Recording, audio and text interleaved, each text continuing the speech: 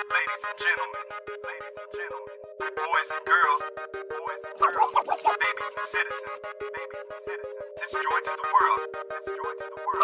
Ladies and gentlemen, boys and girls, babies and citizens, this joy to the world. I bring a message of the truth amidst a world full of lies. I graduated from learning lies to seek the truth, indoctrinated to be too blind to see the proof. I once was lost, but now I'm found, so I shine light. And everywhere I go is darkness, so I shine bright.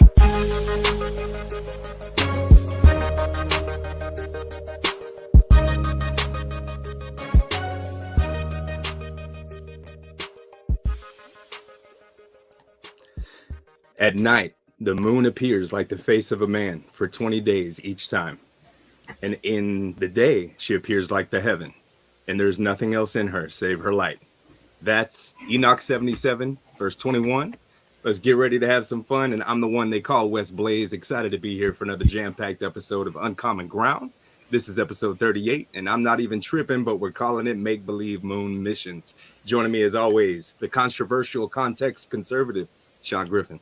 What's happening? Hey, what's up, Wes Blaze? Thanks for having me again tonight. We got a pretty interesting topic tonight. Is it a real rock in the sky that men can walk on and drive go-karts and play golf? Or is it as described in the scriptures and there's nothing in it except her light? So we're going to investigate that tonight. We are. But yeah, it's great to be back. Yes, sir. Same here. Absolutely. So USA, Russia, and China all claim to have landed spacecrafts on the moon.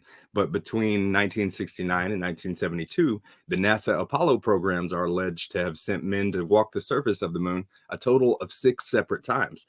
Are there any facts to these claims, or is it entirely fiction? Let's find out tonight. But first, I wanted to remind you guys that we got some cool t-shirts in the shop. Right, some Uncommon Ground swag if y'all want to get some conversation starters to change up your wardrobe and rock some scripture and some different thought-provoking concepts and imagery. We got those in the t-shirt shop in the link of the description of this video below. Check those out. There's also plenty of links for you guys to support what we do. If you like what we're engaging in with you guys and the work that we're putting forth, please feel free to bless us if it's on your heart. We'd love you for it, as well as if you go to in YouTube, they've added a new category to where you can scroll over to the community tab, and now there's a shop tab. And a lot of the t-shirts that are in the items, there's mugs, there's stickers, hoodies. It's hoodie season, right? So those are in the on the new YouTube tab for the shop as well. You can access them directly through there. But we want to say what's up to some people in the comments of the live chat. Yeah, you got some people. We got Donna Porter's back, as well as Jeff. Welcome, folks. Pepper Mandy. Tyler Porter's here. I think in no relation to Donna and Jeff, but EFT up UPWRLD is here. Zeliot Critic, GR Cleve, Robert D, Bobby Thorne, Sacred Values, Carrie M, Raina's back, Randy L. Smith, Mark Merritz. Welcome back to everyone. Tracy Jones, the Newton Runner, Matthew Mattia, Kingdom, Carrie M, and Country Dad's always here. Welcome back. Good to see you again. CD's here. So many good familiar names. We just appreciate all the love and support. We absolutely do. And shout out to Wildly Unpopular in the chat as well tonight, my sweet girlfriend. Awesome. Yeah. Speaking of support, we get some fun comments. We do indeed. Sure. Lisa Girl says, being excited about the kingdom coming is a forever thing. Amen. Thank you for always talking about it. Yes, ma'am, Miss Lisa. Thank you for encouraging us. We appreciate it. We also had Bobby E. He liked your lyrics on Walk Through the Fire. Now that was the what was it called? The last episode we did with not ASAP. Create a verse, but what do you call it? Just jump on the beat and make your own verse up kind of thing? Yeah, verse, like a 18-bar challenge, right? Empty verse challenge, open verse challenge is what it was. Yeah. Open verse challenge. Yeah, you did great on it. And then, of course, the first what? Is ASAP Preach on the first chorus or the first verse? He was on the first verse. That's right. I jumped in on the second. Yeah, Someday Dead said this song is fire, pun intended. Love it. Kingdom Kid, love the bars you dropped, Wes. Hallelujah. And Caleb Brooks says Wes Blaze is an enunciating rapper. I would have to concur indubitably. I do my best to stray away from the mumble. Yeah, we don't want to mumble. But I appreciate all the encouragement. Y'all were just so kind about that song. And that was the fastest I ever put together a song, just knowing that ASAP Preach said he would join us there last minute. And so I threw that together and y'all been really kind about it. But we got a teaser trailer for tonight's episode. and I'm excited to get into it. There's a lot to go over tonight, so let's just, without further ado, jump right in. I believe that this nation should commit itself to achieving the goal before this decade is out of landing a man on the moon and returning him safely to the earth. It's one small step for man, one giant leap for mankind. No single space project in this period will be more impressive to mankind or more important for the long-range exploration of space. Why don't you swear on the Bible that you walked on the moon? You're the one who said you walked on the moon when you didn't. You're a coward and a liar and a thief. We went down and we watched you guys land on the moon, No, which you was didn't. No, you didn't. what? Because there wasn't any television. There wasn't anybody taking a picture. You watched animation. Why has nobody been to the moon in such a long time? That's my question. I want to know, but I think I know. Because we didn't go there, and that's the way it happened. 240,000 miles away, a giant rocket more than 300 feet tall, made of new metal alloys, some of which have not yet been invented, fitted together with a precision better than the finest watch, carrying all the equipment needed for propulsion, guidance, control, communication, food, and survival, on an untried mission to an unknown celestial body.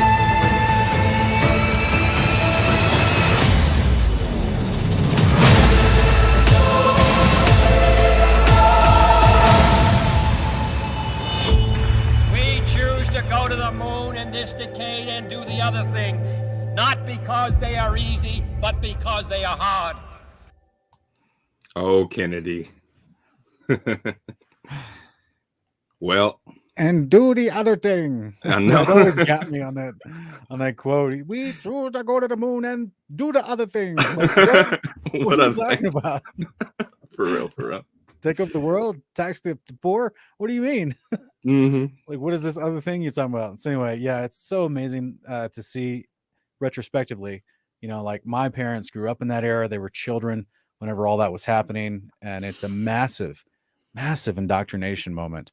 This moon concept of actual humans ascending into a cosmological model that allows them to leave the surface of our place and the atmosphere and go into some sort of void where there's nothing for 238,000 miles and get to another rock that doesn't have an atmosphere, by the way.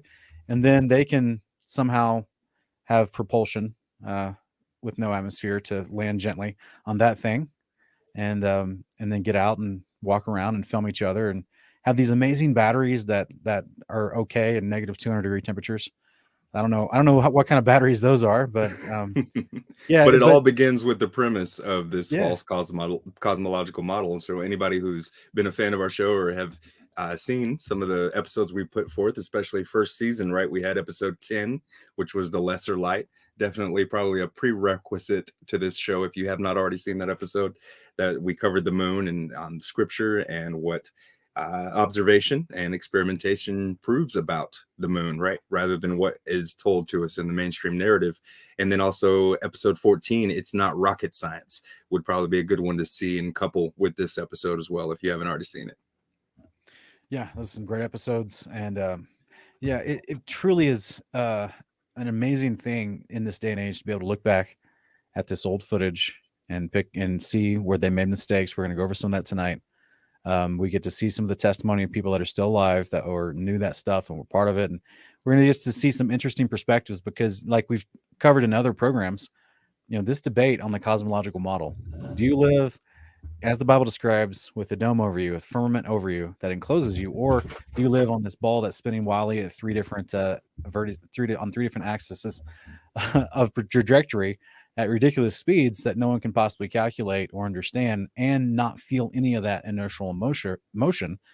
And are you able to actually leave this place and go somewhere else into the vast void of darkness? It's just, it's crazy to me that we get to look back now because it's almost like there's a renaissance happening, you know, of people that are waking up to the idea that, hey, wait a minute, we can trace the timeline where the narrative changed. Like we can see in the textbooks and the testimony of people some of them literally alive today, where they talk about how they used to teach a biblical model, and then all the textbooks in the schools and all the narrative changed on the TV, and then they started having the movies and the TV shows coming out, and then it was nothing but space propaganda, full force. And we've been under that type of propaganda for, what did you say, like 70 years strong? Yeah, at least. Yeah, for sure. Yep. And for the first 30 years after the original Apollo missions, there was no internet for people to go and, research into a database of archives of the photographs and the footage. There wasn't that possibility for the public, and they were counting on that. And we even find out that a lot of the footage and photographs that they've produced were later produced much longer after, the original setting of the Apollo missions. Whereas in the 90s, when more technology was made available, photoshopping and new tools became, at their disposal, they were able to then put on another show almost with just the archives that they produced. It's crazy. It but really yet is. they still somehow lost the telemetry data. Yeah, somehow. They destroyed that technology, and it's a painful process to get it back again, they say. Well, we just taped over it. We needed to tape one of those 6-hour long spacewalk missions where they're literally just clasping a metal hook onto something over and over again, and then just like they're actually doing nothing. But either way, yeah, brother, we got so much fun stuff to talk about. Do you want me to pull up this first slide? Yeah, if you would, please. And also shout out L Wilkins 25. Thank you for this super chat. Yes. Let's look at some scripture first and foremost, right? Genesis 1:16 through 17. God made the two great lights, the greater light to rule the day and the lesser light to rule the night.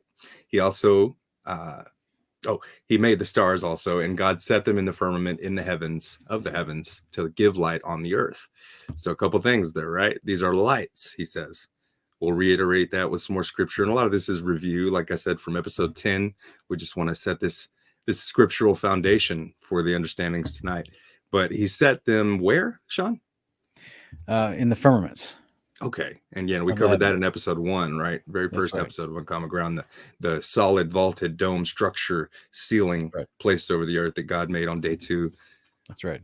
Yeah, all those definitions we pulled from lexicons, dictionaries, all of those agreed upon by 99% of scholars throughout most of time have agreed upon the definitions of these words. And WesBlaze, I tell you what, man, I saw the most incredible interview on another YouTube apologetics channel recently, and it was Dr. What's his name? I can't remember his name. The Jewish gentleman that's a Christian now, and he's Dr. Michael Heiser? Not Heiser, no. but I can't remember his name. Maybe people in the live chat. Either way, he was talking about it, and they were going over some of these apologetic rebuttals, and the firmament came up, and he was like, "Yeah, we can talk about that another time." There was a lot of that's up for debate. It does, it doesn't always mean a solid arch dome, and I'm like, wait a minute. Oh yeah, it's Dr. Michael Brown. Thank you. There it is. Okay, my wife helped me out. I couldn't remember his name either the other day when I was trying to tell her about this interview I saw. I was like maybe we should just do like a reaction video sometime for some special content for folks. But like, it was amazing to me because the guy, like, he supposedly knows Hebrew. He does have a doctorate, and he claims that it's up for debate. And I'm like, in what world do we just get to redefine something? Like, I get it if it was mentioned and then never ever referenced ever again after that. But what we're seeing on screen here that's being described and mentioned, this is the setting for which the rest of scriptures take place. And this setting and how it's described is mentioned again over and over and over again, even in the eschatological coming of the Son of Man as the second coming. Like, this is not just a loose fact or a loose thought that is just a throwaway thought that's only mentioned once. Over 500 times in application of context, this specific model that you're seeing on screen and the placement of the sun, moon, and stars in the firmament is the foundational setting of the entire story of your existence. So it blows my mind that they would literally just look at it and say, it's up for debate, and then just try to move on. And you're like, bro, what would be what's so scary about thinking, instead of you being on a purposeless random ball flying through space, what's so scary to think that you actually live in a structured environment that was made just for you, and your creator who loves you is right above you? It's just too How is that controversial. scary? How is that You know, intellectually, debunked or defunct? You know what I'm saying? How is that lesser intelligence right. to believe that narrative as opposed to the one we've been sold our whole life? It just makes no sense to me. It's just too controversial for them. You know, they would have to then call other men liars and governments liars and things that we have no problem doing, but others. We're going to review some liars tonight. Yeah, right. Natty Bumpo, thank you for the super chat. Much love to you as well. Let's check it out. So, would you read this one? Sure. Jubilees 2:8. And on the fourth day, he created the sun and moon and the stars. He set them in the firmament of the heaven to give light upon all the earth, and to rule over the day and the night, and divide the light from the darkness. And similarly, in 2 Ezra chapter 6, verse 45, on the fourth day you commanded the brightness of the sun, the light of the moon, and the arrangement of the stars to come into being. So it looks like the moon is for light. It's not for reflecting another light. That's right. And we covered all that, right? And we showed how when you multiple different ways of measuring the temperature of moonlight reveals that the moonlight is always more cold than in the shade from the moonlight. Whereas under the sun, the sunlight is hotter than the shade, obviously, but moonlight was cold, and it so apparently emits its own sort of illumination. Hey, I can't remember if you cover this in the presentation we're about to do, but did you cover the inverse square law of light as versus the luminosity of the moon and how it traveling 238,000 miles to get to us to be the brightness it is versus the brightness it would have to be at its point of origin, which is the reflecting off the surface of the moon itself. The luminosity value of it would have to be so high, according to the inverted square law of light, that the astronauts would literally burst into flames. I'd imagine, yeah, of course. If they were standing on the surface of the moon, you wouldn't be able to take any kind of picture. It would just be complete white exposure on any camera. The moment you open the shutter lens, it would be so bright you'd never see it. But exactly, yeah. But a lot of people don't know about the inverse square law of how light travels and dissipates as it gains distance. We will talk about the temperature some. I think it was said that the temperatures average like in the lunar day side, right, when the sun's on the side that they're in, that it would be about 200 to 300 degrees, and then in the nighttime side, right in the shade, it was negative 200 or so degrees. So yeah, it would just think about how your car, anything with moisture reacts when it changes degrees, just 40 or 50 degrees over in the course of a day, right? Mm-hmm. The moisture, the humidity, and then the freezing concept. So how do they control that moisture humidity changing from rapid heat to rapid cold to temperatures that are worse than the Arctic or Antarctica, you know? Because they never explained how they did, we can just assume that they didn't. They didn't account for those things. Yeah. Oh, it was easy. That's all they'll say. Mm-hmm. Isaiah 13:10, just to run through a few of these. The moon will not shed its light. 30:26, the light of the moon will be as the light of the sun. Letter of Jeremiah 167 from the so-called Apocrypha. It says, nor give light as the moon. So the moon gives light again there. Ezekiel 32:7, and the moon will not give its light. Would you read Sirach through Mark? Sirach 43:7 says, the sign for a feast comes from the moon, a luminous body that wanes when it completes its course. Matthew 24:29, and the moon will not give its light. And Matthew 13:24, Yeshua repeating the day of the Lord, the moon will not give its light. So lots of scripture and early witnesses there to reaffirm this idea here that the moon is not, it's nothing other than a luminous body in itself. But Genesis 1:26 lets us know that God said that, he said, let us make man in our image, according to our likeness. Let them have dominion over the fish of the sea, over the birds of the air, and over the cattle, over all the earth, and every creeping thing that creeps on the earth. Nowhere in there does he say he gives dominion or rule to man over the heavens. Yep, that's right. We see this reiterated in Enoch 15. Psalm 115 talks about this. But that, the moon is not something that we as mankind were given dominion over to be able to walk around on it or to live on it or to rule over it in any way.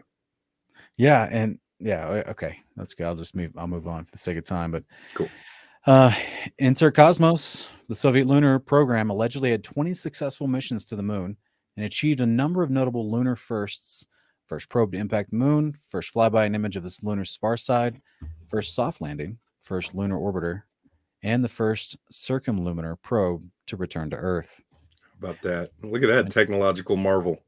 Does that mean that the United States had a hard landing? Well, a soft landing just means that they didn't crash into the moon.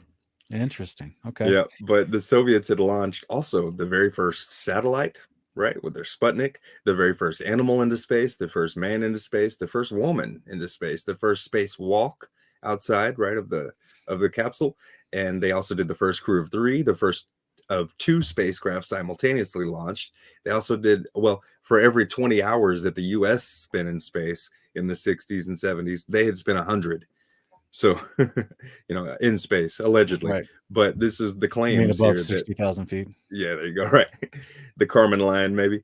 But these are the claims here that the Soviet Union was really very active. And this was, part of this whole Cold War narrative where, the space race was going on. And the United States had this pride of winning this Cold War and this competition really with the Russian Soviets so that they could say that they were first at something finally.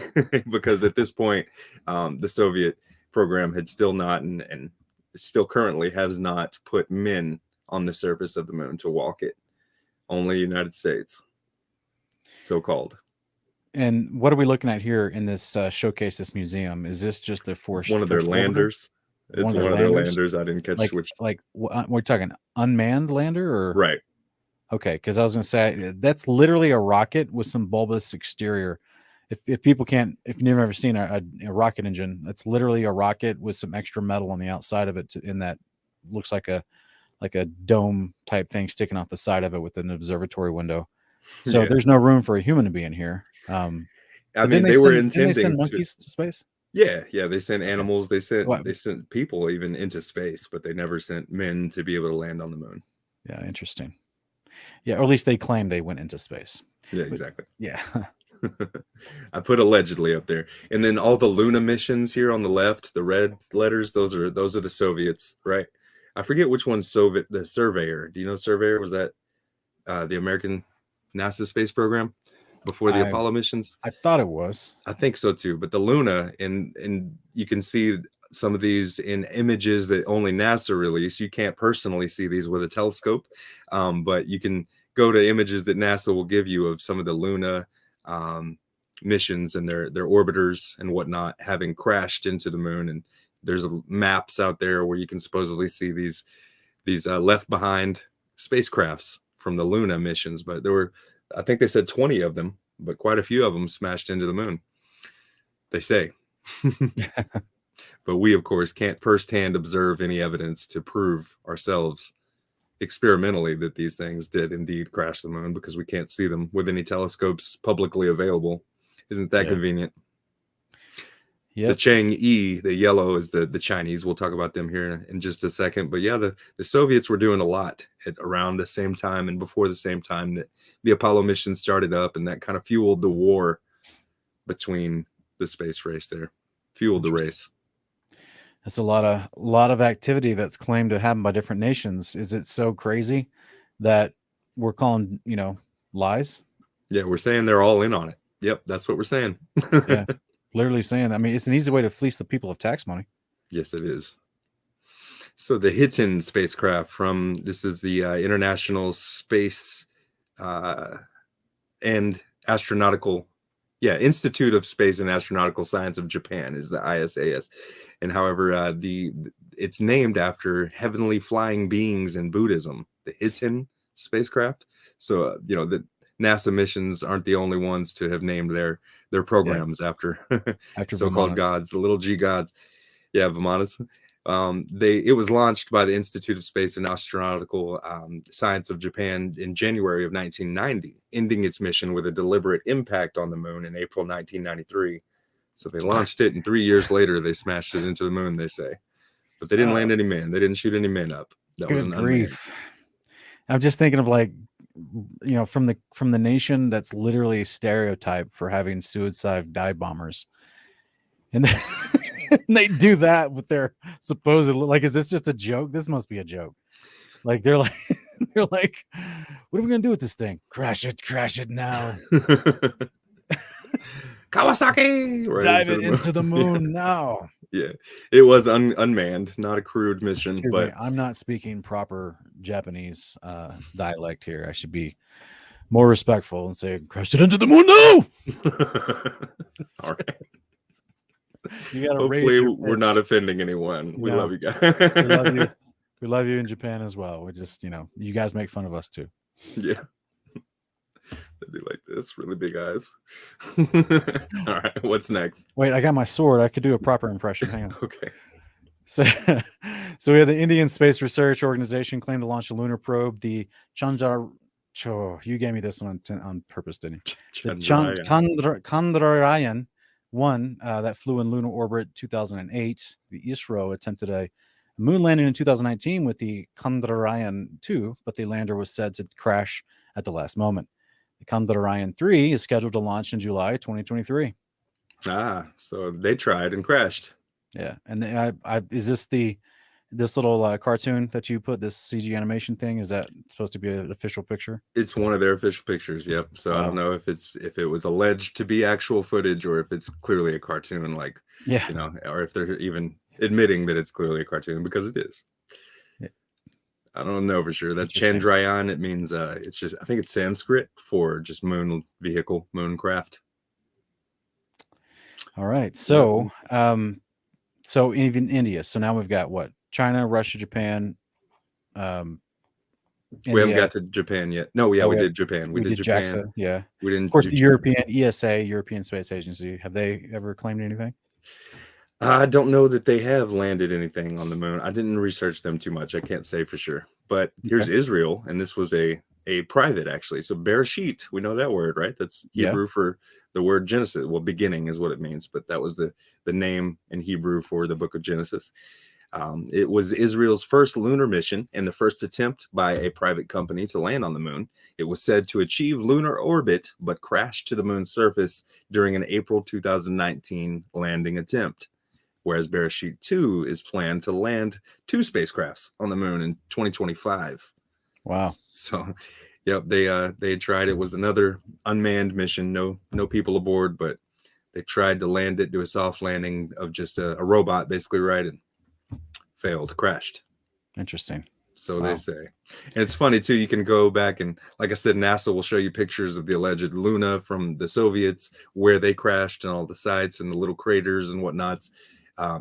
They'll gladly go and show you these other countries when they've crashed into the moon. They'll show you some kind of landing site there too. But once again, these are not things that you can independently verify. Interesting. And theirs is Space Ill. Yeah, Space IL. Space IL. Israel. Interesting. Yep, private company. Because it's so ill. And of course the Chinese, they've got to be involved in this game because they have a form of an economy that, they're not, even though they're Chinese, they're communist ran, they try to parlay their economy as if it's an actual democracy of some sort. So they do allow private investors, private companies. They just control everything, but it's like an autocracy of some sort. But it's so they're trying to get involved in this as well. They have a lunar program. It's called the Chang'e project, after the Chinese moon goddess. Is an ongoing series of robotic moon missions by the CNSA. Chang'e 3 soft landed on the moon in 2013. Chang'e 4 landed in 2019. Chang'e 5 landed 2020 and returning with 3.8 pounds of lunar samples. So they say. Some more moon rocks. We're going to hear about those moon rocks here in a little bit, at least the American ones.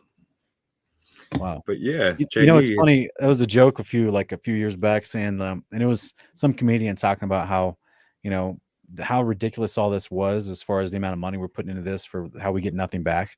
He's like, if this was a legit thing and we're spending like $20 billion a year per country to go do all this, he's like, dude, we'd already have a Domino's up there.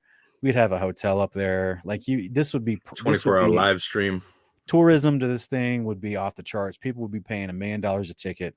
Like, you know what I'm saying? It's just, there's some serious flaws in the logic of all this. That's right. Yep. I wasn't even aware that all these other countries had landed anything on the moon until I was, honestly, until I had studied for this episode, several of them. I knew that Japan had said that they did, right? But between 1969 and 72, NASA allegedly flew 6 successful manned missions to the moon. Here's all their mission patches. You'll notice Apollo 13 is missing because if you've seen the Tom Hanks movie, they didn't make it, right? They had to turn around and made it home safely. But Yeah. and They had you even to got re-engineer the parts inside without disabling their life systems. So you even got in the Apollo 17 badge a straight up picture like of a statue of the god Yeah. Apollo. of Apollo. Yep. Who we And of also course, Apollo is a significant character in the Bible. that's true. We We're see gonna it talk right about there in that later. Revelation 9:11. We'll see that here shortly. That's right. Yeah. Here it is, actually. Would you read Yeah, this? the program was named after Apollo, the Greek god of light, music, and the sun, by NASA manager Abe Silverstein, who later said, "I was naming the spacecraft like I'd name my baby." Okay.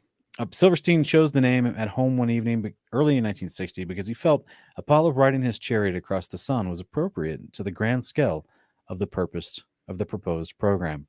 To the grand scale of the program. That's right. It's Yeah. got to be.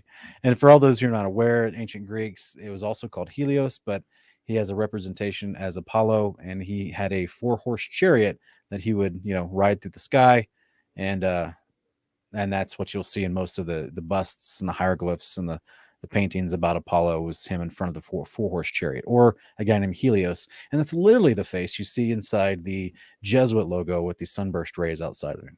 Yeah. Yeah. Also known as the god of the underworld in some Yes. cultures, right? Osiris to the Egyptians. Yeah. Nuts. Apollyon to the Bible. We'll see that right here next on the next slide. Oh, sorry. There he is. Revelation 9:11. They have as king over them, the angel of the abyss. His name in Hebrew is Abaddon or Abaddon, and in the Greek he has the name Apollyon, right? Apollon or Apollo were other reiterations of the same name. Also known as Gilgamesh to the Sumerians, right? Nimrod to the Babylonians. Who else? Yep. And by the way, we covered this, I think, in my Investing in Babylon series, but NASA in Sanskrit, ancient Indian Sanskrit, means destroyed or destroyer. Yep. Whereas Abaddon in Hebrew means one word for destruction. Yep. Same word. So essentially, ancient Apollo or Abaddon in the Hebrew translated to NASA or NASA in the ancient Sanskrit. So it's pretty telling. Yes, it is. Yep. And we covered this character, if you haven't seen it, episode 19, The Beast of the Pit. That was a fun one. And that's where this slide is from, just a review. So y'all know where the Apollo mission name came from. But here's a little quick breakdown of the budget back then, right? So this was in after this is supposedly for all of the Apollo missions through Apollo 17. They say that they spent $25.4 billion, but according to some estimates of today's dollar, according to like inflation, we're looking at 250. Some sources say probably closer to $350 billion is what this would actually be adjusted for inflation from that $25.4 billion in 1969 through 72. Wow. That's too much. That's a lot of money. It's basically just, assuming that the public is not going to fact check you on where your appropriations for this money that's been taken from the taxpayer to be put into this stuff, because they can just be like, oh, yeah, we had to hire this third-party company to help develop this side panel here, and it cost $20 million. It's like, who's fact-checking them all this, It's absurd. Yeah, we're going to look at that lunar rover and try to break down the budget on it maybe here in a second. Yeah. But here's the 12 disciples of Apollo. Did you know there was 12 men claiming to have walked on the moon, and these six? I did not know that, but just in case you guys are aware, in ancient history, Apollo had a cult, the cult of Apollyon, and they did have priests and disciples. Interesting. Yep. And so these were Apollo 11, Neil Armstrong, Buzz Aldrin. They also had Michael Collins, but he did not get out and walk on the moon. Poor guy. None of them did anyway. So Apollo 12, Pete Conrad and Alan Bean. Apollo 14, Alan Shepard and Edgar Mitchell. Apollo 15, Dave Scott and James Irwin. Apollo 16, John Young and Charlie Duke. And Apollo 17 had Eugene Cernan and Harrison Schmitt. Interesting. Now, how many of these had Masonic ties? Do we remember? We're going to see here in a second. I don't want to say most of them, but a good number of them, significant amount of them. And if y'all haven't seen this is a great resource. This guy, Bart Sibrel, who's also a brother in Christ. Bart Sibrel is a Sabbath advocate. Did you know that about Bart Sibrel? No, I did not. He advocates for Saturday Sabbath. However, Bible-believing guy. He made 2 documentaries. One of them's called A Funny Thing Happened on the Way to the Moon. We reviewed one of the scenes from that documentary in a couple episodes back, right when we did Looney Tunes was our episode, right on the cartoon images that NASA gives us. We reviewed something that happened in the Apollo 11 missions, where Neil Armstrong and Buzz Aldrin were being directed to film outside of a window at the one end of the spacecraft with the darkened interior of the spacecraft, so that it looked like they were halfway to the moon and they're taking a picture of Earth, but the window at the end was circular, so it looks like a spherical Earth in the distance, out surrounded by blackness in space. But he's just taking it from inside the cabin of the craft, probably a high altitude airplane or something, right? But we covered a little bit of that. That was from one of Bart Sibrel's documentaries, right? A funny thing happened on the way to the moon. However, he did Astronauts Gone Wild. Would you read this slide, please? Yeah. This one here? No. Yeah. Would you read this one on top? Yeah. Yeah. Director Bart Sibrel set out to film interviews with Apollo astronauts, asking them to swear in the Bible if they walked on the moon. John Young threatened to knock him in the head and ran away into an elevator. Ed Mitchell literally kicked him out of the door and threatened to shoot him. Buzz Aldrin punched him square in the face. A fascinating psychological study, watching the astronauts repeatedly squirm and quickly escalate to threats and violence. They behave more like pathological liars than honorable American heroes. They truly do. Yeah. And if we had the time, man, this documentary alone is one we could just sit and do a reaction to, because there's so many interesting, fascinating things that the astronauts will say and their reactions, their behavior. And Bart Sibrel was one blessed and lucky man to get every one of these guys on camera for an interview. I don't know how he did it, but he was a like a noteworthy newscaster, I think, or a director. But he was involved in the media at one point, and he woke up to the moon landing lie, and he just went after these guys. But great resources, those two documentaries. They're available on YouTube and probably a lot of other sources. Tubi, I've seen them on there too, but yeah, check them out. Funny thing though, Apollo 11 astronauts are featured on the Hollywood Walk of Fame, not for having, the recommendation isn't because that they had walked on the moon, but for specifically their work in broadcast television. Right there next to Kirk Douglas and Edward Murrow. But yeah, they didn't have a star. They had a circular moon-shaped tile on the Walk of Fame. Interesting. But that TV symbol at the top of it, right, is interesting too. Yeah.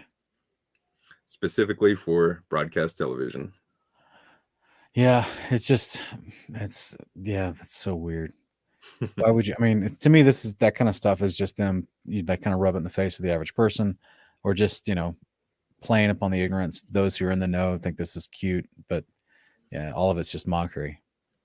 But that's kind of that is a part of the occult, isn't it?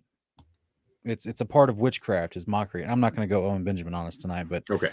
But it is, it is a part of the occult, and it's a part of, how to say this? Just not just the intimidation, but the subjugation is the mockery, to put you into a place of being less than, because they mock you into giving them the authority, or believing them, because we see this all the time, and this happens so much with people that are super sold out to the heliocentric lie, which is the indoctrination, right? The first thing that comes up is mockery. It's not, oh, that's an interesting theory, how'd you come to that conclusion? It's the first thing they'd say to you is, you shouldn't reproduce. Jump off the edge. Yeah. So, but we got Buzz Aldrin here, 33rd degree Freemason of the Scottish Rite, right? Wow. This is a picture of him in one of those Shriner caps. That's the Shriner's logo with the sword and the half moon with the star in it. Yep. And it's even specialty customized with Apollo 11 insignia. He is famously known for wearing that ring. It's a Mason ring. So those are both pictures of Edwin Buzz Aldrin. On the next slide, I think we got a little more evidence. This was the Scottish Rite Freemason flag that he allegedly folded up and carried with him in his suit during the Apollo 11 mission. Scottish Rite flag over the top right. They even made some commemorative coins with Freemason symbols, the phoenix, the two-headed eagle, or whatever it's phoenix. But now, what do you think about this? I would postulate that the rockets themselves are like a, an obelisk or an homage to the Tower of Babel, because they're like a, famous story of them wanting to point their weapons at the throne of God and overtake him. So yep, like almost even like a needle, right? Shooting straight up. Yeah. And yeah, go into the next one. Sorry, 1 second here. No worries, because they could have made those ships any shape. They could have made them shaped like airplanes. They could have made them shaped like cars with a rocket on the back. But they'll say this was for the most aerodynamic, you know. When as they supposedly within minutes shoot it into a place where there's no air friction. Mm-hmm. Yeah. Yep. And so Edwin Buzz Aldrin is from the Montclair Lodge. This is actually an old postcard that the Masons themselves produced, and they're just like bragging on their involvement with the moon missions. Edwin Buzz Aldrin, Montclair Lodge in number 144 in New Jersey. Edgar D. Mitchell is from the Artesia Lodge in number 28 in New Mexico, and James B. Irwin from the Tejon Lodge, number 104 in Colorado Springs. And man, they do have these lodges everywhere. I know from traveling the country myself, I've seen them even in the small town cities, right? You see the Masonic lodges just like a little boys club with the bars in them or whatever. And it's just like a fraternity of good Samaritans at the lower levels, but even the lower levels have no idea what the upper levels are really involved in and what kind of beliefs they have to a certain extent. Whereas even your initiation as a Freemason is to be blindfolded, humiliated, and you have to declare that you're walking in darkness, seeking the light. Whereas we know from what is it, the book of John, you're not walking in darkness if you're with Christ. Yeah, and you also have to acknowledge that your entrance and acceptance into their lodge is you've crossed the threshold into their lodge. And that's where you goes, like I try to show, it goes all the way back to ancient days of ancient Baal worship where they leaped over the threshold. It's an ancient practice for an initiate. And this is where we see, was it Deuteronomy 23:17 in the Septuagint talks about Yahweh does not allow for initiates in Israel. Right, that's an initiated person, and this is exactly what they practice. It's part of their rites. The initiation. Yep. Yeah.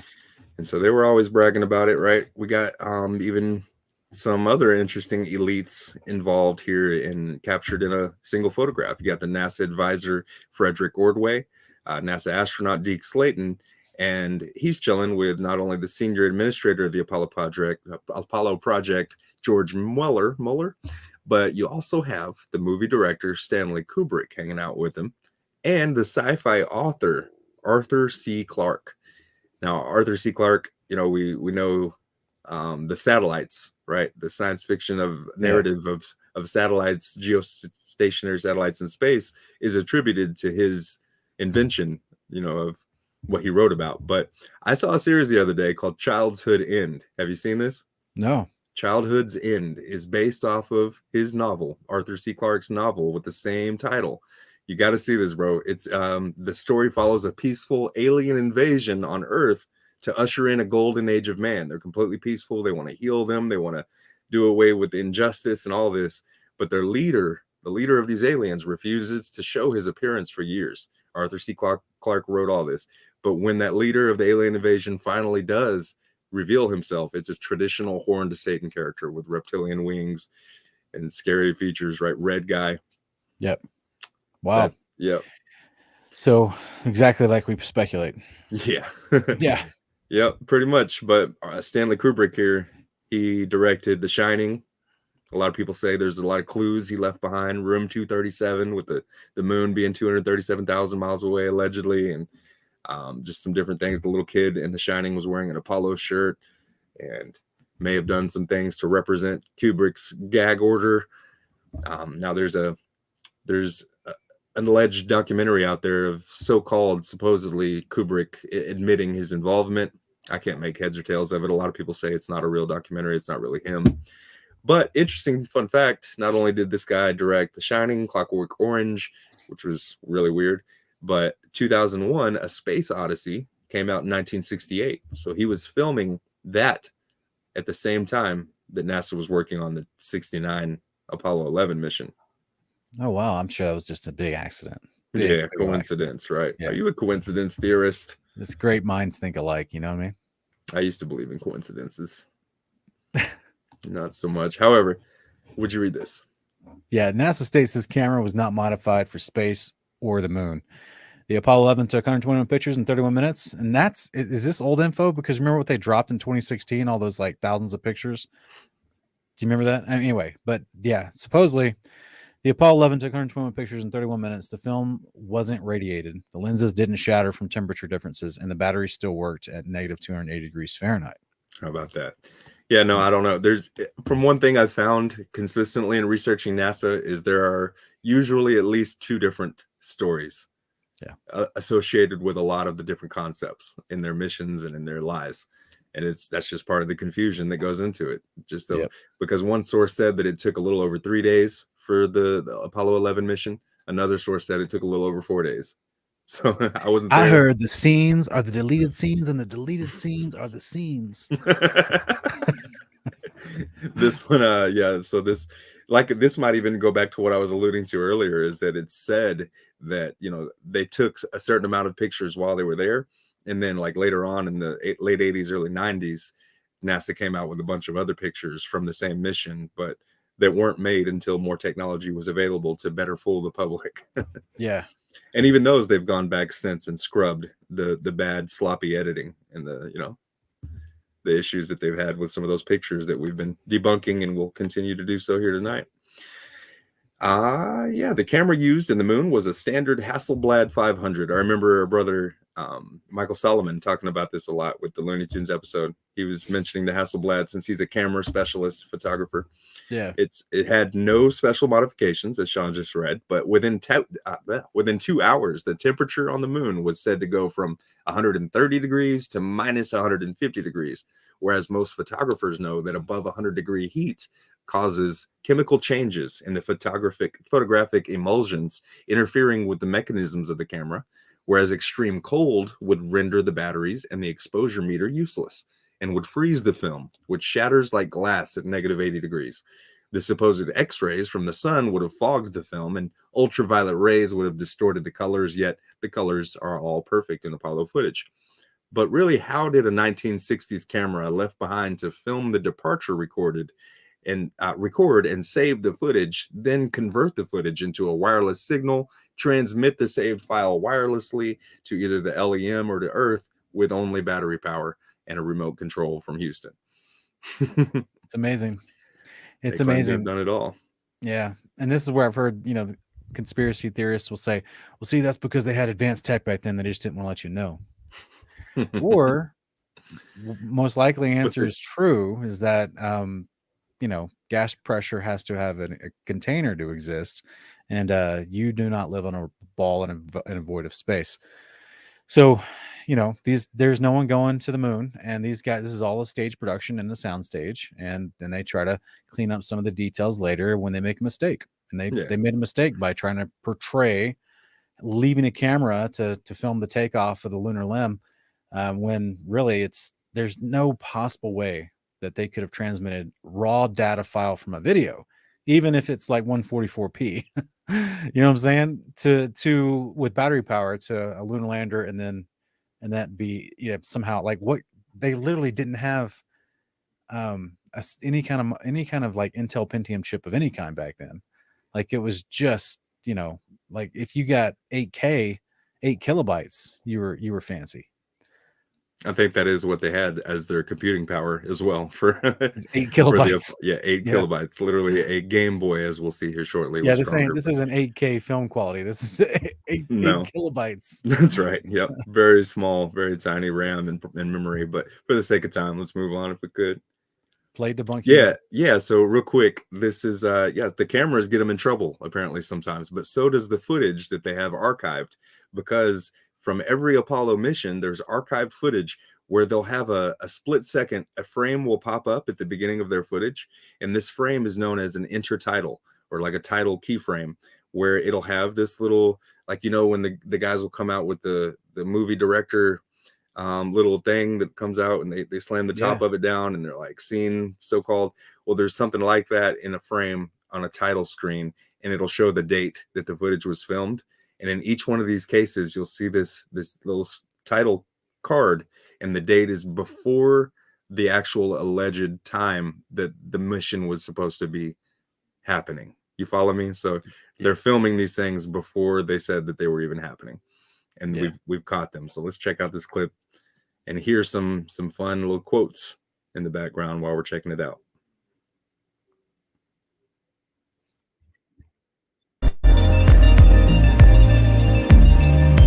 I'm not sure we went far enough out to encounter the Van Allen radiation belt.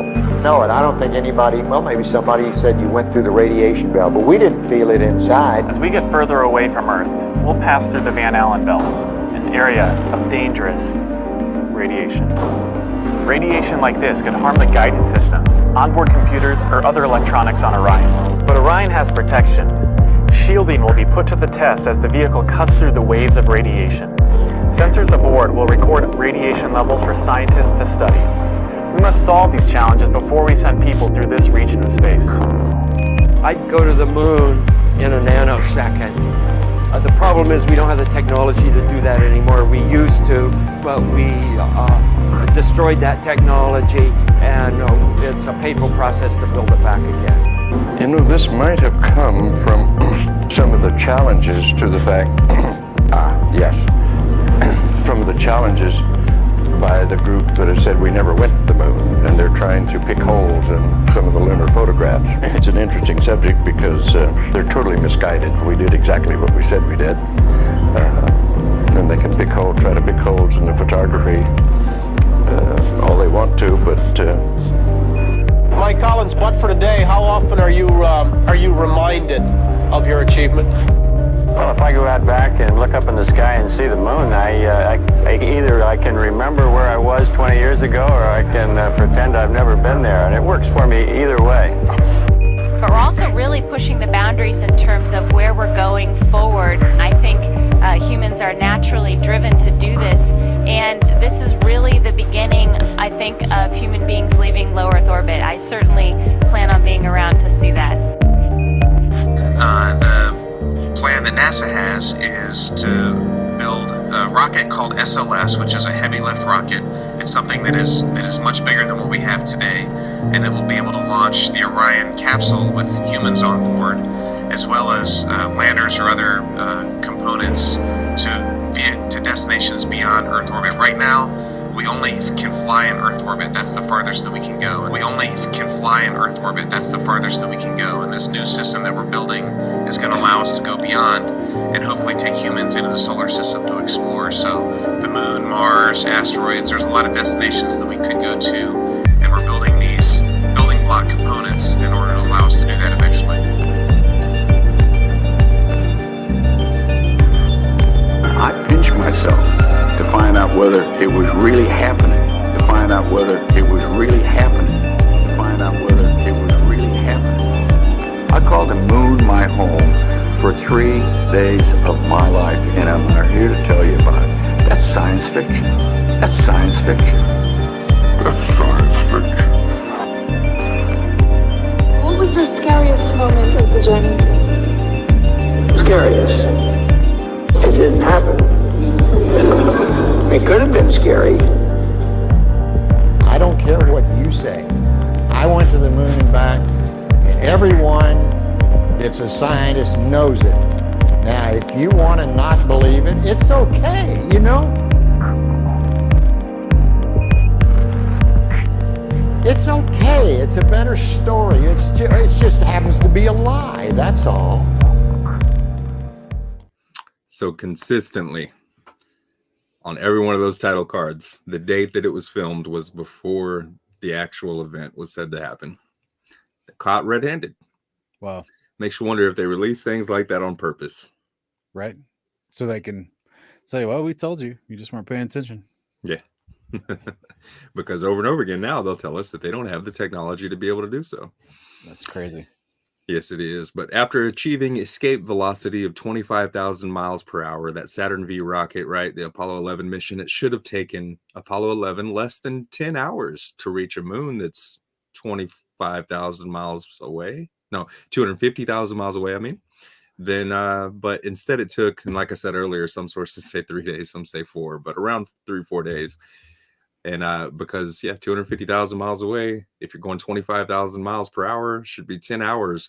They say, though, that after because the 25,000 miles per hour, like it says, is the escape velocity to be able to slingshot out of Earth's atmosphere, that they had to achieve that in this massive, chunk of a technology. They had to achieve that speed to be able to leave the atmosphere. But then they say that they slowed down, and some sources say to an average of about 3,333 miles per hour, ironically. Yeah, they just put on the brakes and got those space brakes. With a frictionless environment. That's right. But what were they even pushing off of to begin with after they, reached space? Hopes and dreams, lies. Yeah, there it is. What did Don Pettit say? The famous Don Pettit, his quote, he was a supposed former astronaut. He said, "I'd go to the moon in a nanosecond. The problem is we don't have the technology to do that anymore. We used to, but we destroyed that technology, and it's a painful process to build it back again." NASA astronaut said this. Yep. And, one of the many clips I had to whittle out because there's just too much to cover tonight. But yeah, lots of clips of the NASA officials talking about how they don't have the tapes. They no longer have the telemetry data. They no longer have the technology. And this is such a broad general statement. In what area do you not have the technology, or which specific technology did you destroy? Because we already talked about the computing power is less than that of the original Game Boy. We're going to look at the lunar lander and how it looks to be made of millimeter thin paper, cardboard paper, construction paper, and Reynolds wrap and tin foil. And it's, to my knowledge, the astronauts had to know every component piece of the craft they were in case they need to do any repairs. This is a part of their supposed rigorous training.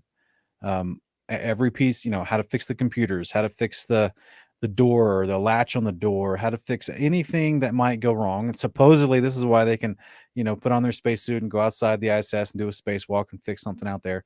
So what possible mystery technology can they not build back again? It's just, is this guy had a mind wipe and he can't remember anything? Or is it just that they were lying and they're not going to build it back because it's too easy to catch them nowadays with the increase of our technology, where we can actually see, high telephoto zoom lenses that can actually watch rockets take off and see them just arch out into the ocean. Or we can, all the modern day astronomers like Crow 777, right? Yeah. He could just point, oh, they're going back to the moon. I've been watching the moon for years. I'll just keep doing it and I'll watch them get there. We would be able to if that was actually happening. Exactly. Yeah. I know a lot of people, a sling of people on Facebook at least, were ready with their P900s, the Nikon P1000s, when those Artemis missions were saying they were going to launch, right? And we had delay after delay. We'll talk about that here in a little while. But yeah, it's interesting. What's more likely, that they lost the technology from the so-called greatest achievement of mankind, greatest technological advancement ever, and or did they just say they lost it so that nobody can scrutinize it? But the technology of a single Game Boy exceeds all the computing power that was supposedly used to put the first man on the moon in 1969. Whereas, down there at the bottom right, you're looking at the Apollo guidance computer specs, and the memory there is 16-bit. So, you said 8-bit earlier. Yeah, 16-bit, they said. I said 8 kilobits. So okay. Right. That's right. 8 kilobits is more than 16 bits. Right. So 16-bit. I mean, what was this like? Like early Nintendo. Yeah. No, it's less than the original Game Boy. Oh, 16-bit word length. My bad. Yeah. Wow. Right. Okay. Whereas a floppy disk was 1.4 megabytes. You remember floppy disks? Yeah. Oh man. So basically, our smartphones in your hand right now are millions of times more powerful in memory and everything than what was available system on this thing on screen. Yep. Yeah. But they lost the technology. They can't do it again. You got footprints, but no tire tracks with this rover here, lunar rover. Because it weighs a sixth of its weight, so they just picked it up and threw it over there for the photo. Maybe so. And see that little the crane. I love the little satellite, right? Yeah. Little satellite, like it's pointing at something. What's it pointing at? So cheap looking. Yeah, exactly. What is it pointing at? Because what is it? What's it actually pointing at? I don't understand it. What was it trying to broadcast? I mean, the lunar lander is not. What? I don't get it. What's the point of that?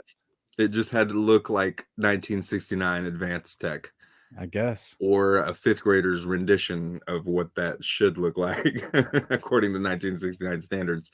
But really, I mean, look at this. If you could go to the next slide, we're looking at a lunar rover that NASA says cost $38 million.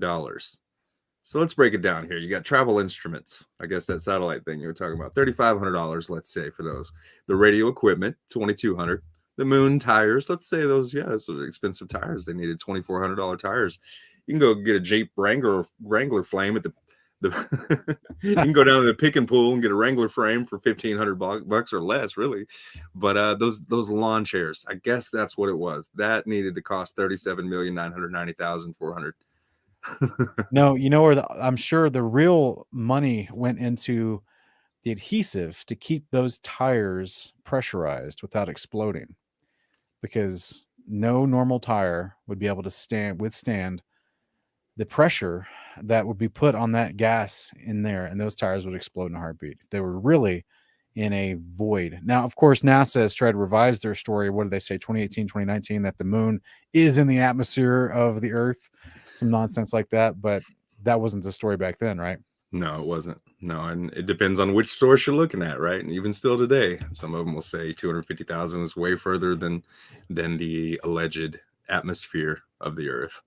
That's wild. But everybody goes after the flag waving on the moon. I'm sure you've heard of that one. A lot of this is probably review for most of y'all, so thank you for hanging in there with us. But I noticed even in the comments tonight in the live chat that people were saying, oh yeah, I tried speaking with my father about this, my mother so-called, and they've had issues, right? That people would get upset with them just for even questioning the idea that the moon landings could have been faked. And so a lot of you have probably seen somebody speak about how the flag waving around in an atmosphere where there's no atmosphere, there's no gas pressure or wind in this environment on the moon, allegedly. How is the flag waving around? But that's too easy. Let's look at another aspect of it. If you look at the bottom right, this is a NASA image where they can supposedly see from their spacecraft and their telescopes that they launch up. They can supposedly see the spot where the flag is on the moon. But if you go to the next slide, how big of a telescope do you need to see the flag on the moon? Would you read that, Sean? Yeah. So the flag on the moon is 125 centimeters. That's 4 feet long. You would require a telescope around 200 meters in diameter to see it. The largest telescope now is the Keck telescope in Hawaii at 10 meters in diameter. Even the Hubble Space Telescope is only 2.4 meters in diameter. Man, okay. That's wild. To see from Earth, to be able to see the flag and the left behind stuff of the Apollo missions, you would need a telescope 200 meters around. But I think this is just someone that has zits on their face. We got to set up for the next one. The setup for the next slide, because the Hubble is one of the largest ones. It's only 2.4 meters, right? Yeah. But how far can the Hubble see? Because you would need 200 meters to be able to see 240,000 miles away. Hubble's only 2.4 meters in diameter. But next slide, please. The Hubble can see 13.4 billion light years away. Wow. You Amazing Hubble. What was that? 1960s, the Hubble went up? Yeah. It's an amazing piece of engineering. 2.4 meters. And they say you need a 200 meter telescope to see the flag from Earth.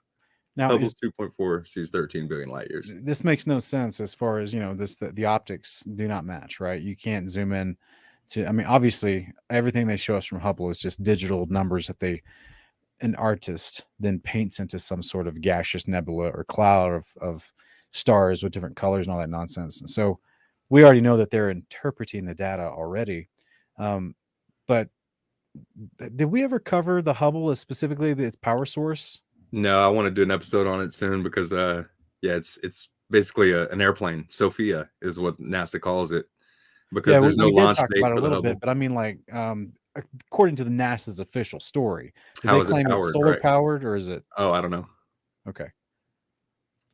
I'll have to look into that one. Because that's if it's just a battery, man, that's a nuclear battery. That's amazing. Yeah. So the flag waving around too easy, but being able to not being able to see the flag from any technology we have available from Earth is a little fishy. considering the details and the specs they give us. But here's one of the proofs that they say. Don't you know, NASA left a laser reflector. They left this little mirrored object on the moon. And so now here's a genuine photograph on the right. you can actually shoot a laser at the moon and it bounces off. And they're saying that because Apollo 11 and the Apollo missions left this lunar reflector on the moon, that's why you can bounce a laser off of it. But did you know, let's look at a couple articles on the next slides. Right here, November 5th, 1963. Soviet bounces light beams off of moon in a laser test.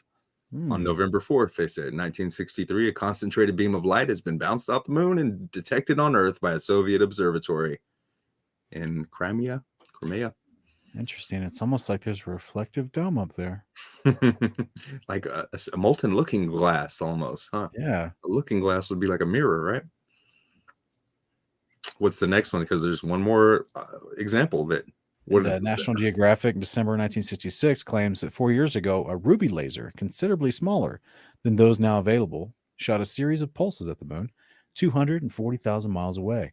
The beams illuminated a spot less than 2 miles in diameter. Oh, what kind of strength of a laser is that? I'm sorry. The beams illuminated a spot less than 2 miles in sorry, I'm just trying to get through this. Just my brain's kicking in. I'm like, it would literally melt the lens it's going through to be that powerful to reach that far and still keep its actual concentration of light.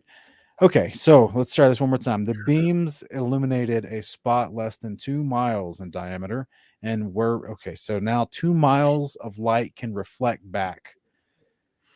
Okay, let me try this one more again. The beams illuminated a spot less than 2 miles in diameter and were reflected back to Earth with enough strength to be measured by ultra-sensitive electronic equipment. Back in 1962, a whole 6-7 years before the Apollo 11 missions or any manned missions claimed to ever even land on the moon. They were reflecting lasers off of the moon, but we would have that's what they would have you believe is that the moon, we would say the moon's a lot closer than that, but even still, it's embedded into the layers of the structures of the firmament. And all you would be hitting if you're shooting a laser in the sky is the molten looking glass like solid structure of the firmament. Did they talk about a specific date that this happens? May 7th, 1962, if I do recall. Is that the same day every year that they do this test? I don't know. Why? Because, well, just think about the geometry of the moon and its course overhead, even in a heliocentric model, right? And you would think if that little thing, by the way, that little reflector was just so happened to be at an angle that can shoot down to their observatory to their sensitive collecting data, right? Their sensitive machine that can collect that light, right? So that means you have to have all this perfect geometry in place, the moon being in the right position for them to be able to have some sort of lunar surface GPS coordinates to find where this little reflector is again, and then for the reflector to be at the exact right angle to bounce that beam back to that reflector sensitive equipment to be noticed. It's just nonsense. It's just absolute nonsense. It really is ludicrous all over. And so is the rocks that they claim to bring back. Let's check out those. There's one slide here to intro on the moon rock. This rock was given to Willem Drees, a former Dutch leader, during a global tour by Neil Armstrong, Michael Collins, and Edwin Buzz Aldrin. Following their moon mission 50 years ago, J. William Middendorf, former American ambassador to the Netherlands, made the presentation to Mr. Drees, and the rock was then donated to the Rijksmuseum, like in the Netherlands, after his death in 1988. So, Apollo astronauts going on world tour, just handing moon rocks out like they're candy, just giving all the world leaders, here's a moon rock, you get a moon rock, you get a moon rock. But let's check out this clip if you could, because there's some interesting things about it that have come out in the news, in the mainstream media news even. Good morning, I'm Steve Inskeep. A prized possession in the Dutch National Museum is not what the curators thought. Back in 1969, the Apollo 11 astronauts visited the Netherlands, and the U.S. ambassador gave the Dutch Prime Minister what he said was a moon rock. No doubt it gave a warm feeling to the U.S. ally. But when an expert saw it in the National Museum, he said he wasn't so sure it was real. Geologists have now identified the moon rock as petrified wood. It's Morning Edition. The moon rocks were first exposed as frauds by them in the Netherlands.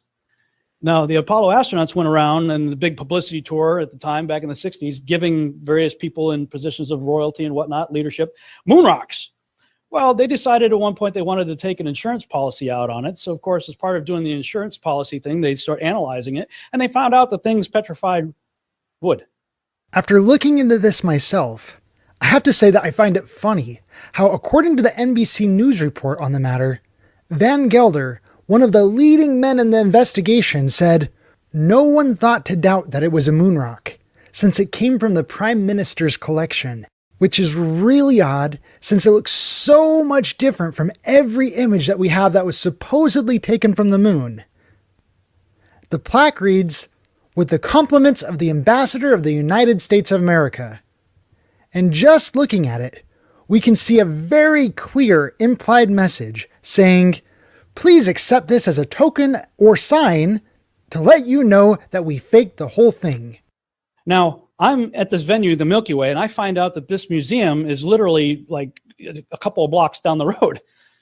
So I'm going to go there. So Sheila and I went there, and we get to the information desk, and they weren't even aware that they had the thing. I'm like, this is supposed to be one of the most significant achievements of all of humanity. You would think you'd have that center display with, like a halo right over it, and the angels floating over it, pointing at it. Like, look at what we did, No, they had it tucked away in a warehouse somewhere, like in Indiana Jones, They said that. It's tucked away in a warehouse. You have to get special appointment and blah, blah, blah. She had to actually look it up. They had it. But I just thought it was rather poetic that here I'm, the whole series of events that led me there, what I was talking about, and that was right down the street. They exposed it as a fraud. And just so happened, if you go look it up, that Wernher von Braun and company were down in Antarctica in the late 1960s, prior to us allegedly going there in 69, looking for moon rocks. You can look that up for yourself. New World Encyclopedia. Von Braun travels to Antarctica looking for meteorites, which were believed to have come from the moon. Going to Antarctica looking for moon rocks. So first of all, at that point, we hadn't even been there yet. So how do you know if you find a rock that it's from the moon? It's not like you go, oh, made on the moon. Cool. All right, let's categorize that one. This one's made on Mars. Put that one over here. There's no way you're going to know that. And we're allegedly in the space race against the Russians, right? We got to beat the Russians. They're going, Sputnik, right?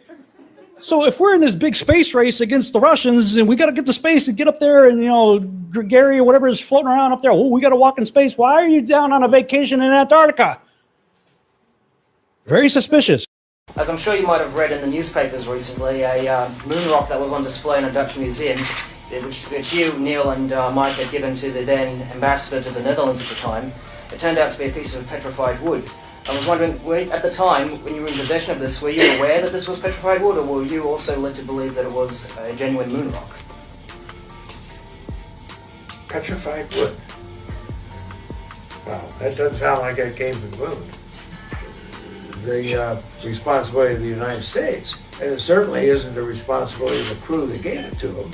And whether that got changed, substituted, for something that then became valuable to someone else, and they substituted a piece of petrified wood. That would be my more probable explanation for this. Now, who did that? We have no idea. It's not our fault. The government must have did it. Definitely not the fault of the crew that gave it to them. Right. That's awesome. Thank you, Patrick Harner, Chase Sepulvado, for your super chats. As well as Carl J. Bont. Thank you very much. Much love to you guys. Well appreciated. Many blessings. Yeah, and earlier Carl had a question asking, are all Freemasons bad? And this is where, Wes Blaze just he tried to touch on it lightly and just saying, look, at the lower levels, some of the people don't have a clue what's going on. They're just happy to be a part of what seems like a fraternity of people in their community that will help them with connections, with business, and also they go and do good charity works and things like that. So it's not until you get some of the higher ranks do they actually induct you into some of their actual workings, and that's why they call it you learn by degrees. So they're constantly evaluating their initiates to see who they want to bring up into the higher echelons of that organization. So as a blanket, we don't condemn anyone that's a part of it. They're just deceived. They're deceived by the actual Freemasonic organization, the entire narrative of everything that they're there as a part of that lodge. And we pray that those people come out of those things. Exactly. Yep. Yeah. Bless our enemies and pray for them. Yeah. And very compartmentalized, right? Because like I was saying, at the initiate level, you're seeking enlightenment is what they say in every initiation and graduation to the next degree. And so they give more enlightenment to their initiates as they go. And so in that way, it's very compartmentalized, just like the government and the space agencies, right? Need to know basis. Yep, that's right. And that's what they do.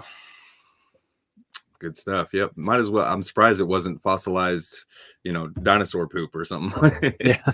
that it was actually petrified wood instead of something sillier. But yep, might as well be anything but a moon rock. But let's analyze some of the photographs, because there's a large database, and a lot of these are going to be numbered. That AS12-46-6765, that is like a registry number for the photographs that we're going to be looking at. And a lot of those have these kind of taglines on it. But what appears to be the sun in this Apollo 12 image is actually a large artificial studio spotlight. Because we know from our own observations of taking photographs and seeing other people's photographs, we see a lot of them on social medias. When people take photos and the sun happens to be in it, it doesn't look like that. You don't get those same kind of lens flares and anomalies coming off of the light. But you do an enhancement, computer enhancement over here on the right side, and you see that it's definitely not the sun. Because you see, even how in a bulb you got the container around the bulb that has mirrors in it and it reflects. That's why you're getting a lens flare even in the enhanced image there on the right. That's wild. You're in a close up of it, and there's some more of these same overhead spotlights proving that they're in a studio. Apollo 12 photo of the sun allegedly from the moon. Further analysis and computer enhancements reveal that of a light reflector and light bulb found in Apollo photo of the so-called sun. That's not how it looks when you take a picture of the sun and enhance it like that. What are we looking at here, Sean? Just the different shadow directions being cast, 3 different directions specifically from some of these supposed moon pictures, and also the reflection of overhead spotlights in the visor of some of the supposed astronauts on the surface of the moon, with their Hasselblads connected to their chest. And so, that means that if 2 of these astronauts are staring at each other, you're going to get a picture of their visor, which reflects the background, the lights, the ceiling. And, in this particular situation, they're seeing an actual light. That's right. Hanging off of the rafters of the ceiling of whatever hangar, maybe like a Air Force hangar kind of thing. We'll find out maybe later.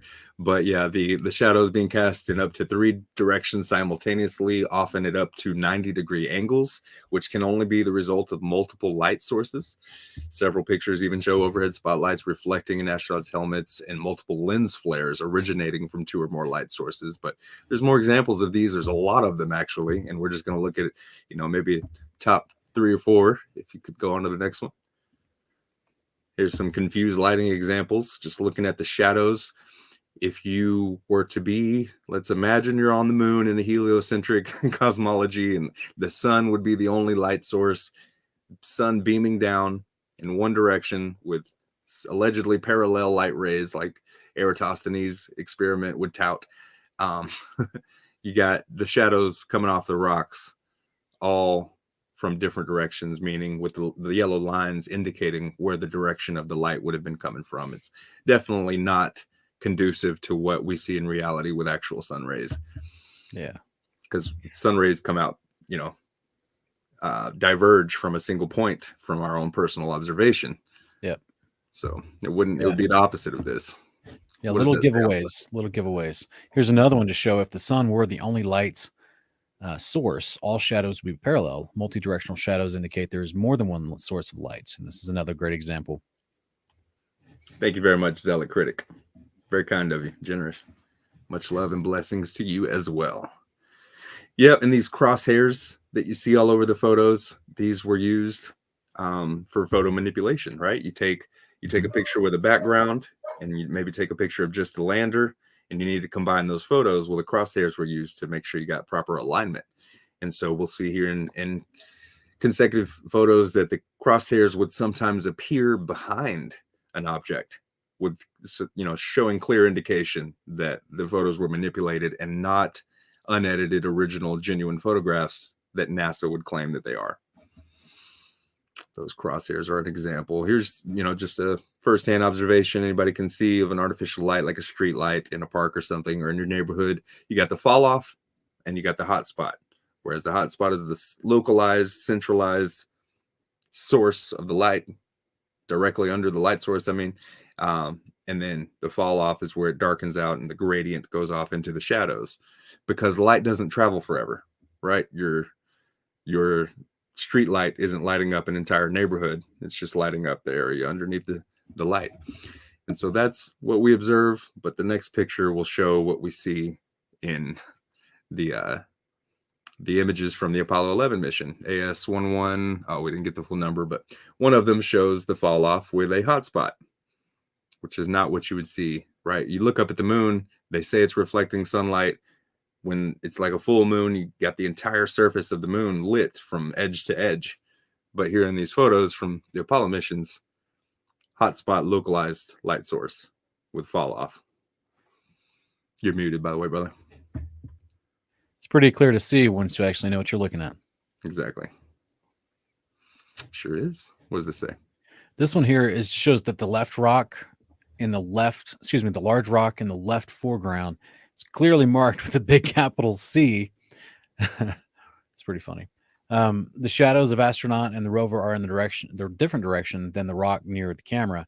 The camera has placed range finding crosshairs on the photo. The top of the rover's antenna was superimposed over the second cross from the top left. Yep. So down at the first thing down at the bottom left, you see this rock, the biggest rock here in the foreground. There's a C on it. And then what's crazy, we'll see a zoom in on the very next slide. But before we do that, there's a C on the ground as well. Very, very clearly an indication for where a prop rock would need to go, you know, for the stage hands to know, okay, here's C on the ground, here's C on this rock. You put this rock on that. So all of this is classical marking tools for setting up a stage. Exactly. So did NASA bring prop rocks and stage hands to do the Apollo missions, or were they just in a studio? Prop rocks. It sounds like a new rapper name. It sounds like a candy that you don't want to drink with Coca-Cola. So then you got the rocks casting different shadows, right? At the immediate foreground at the bottom right, the shadows are kind of going off up and to the left a little bit. Then midway through the picture, the rock on the right side, the shadows coming down into the left. And then the shadow of the astronaut and the rover are up and to the left. It's making no sense whatsoever for there to be a single light source. But this is what I was mentioning a second ago about those crosshairs, that at the very top where there's an antenna coming off of the rover next to the little satellite, that antenna of the rover is in front of the crosshair, showing clear manipulation of you know, combining two images, because you got the background and the foreground. It's wild. It is. So if they weren't, let's say most of the photos we've looked at were clear indications of being in a studio with artificial light sources. We'll see a shadow on a ceiling from the rover launching off. But let's look at where else they could have been, where they practiced. And these are things that you can go and verify for yourself, even just on Google Maps. But we're going to hang out with Rob Skiba for another second too on this one. Check it out.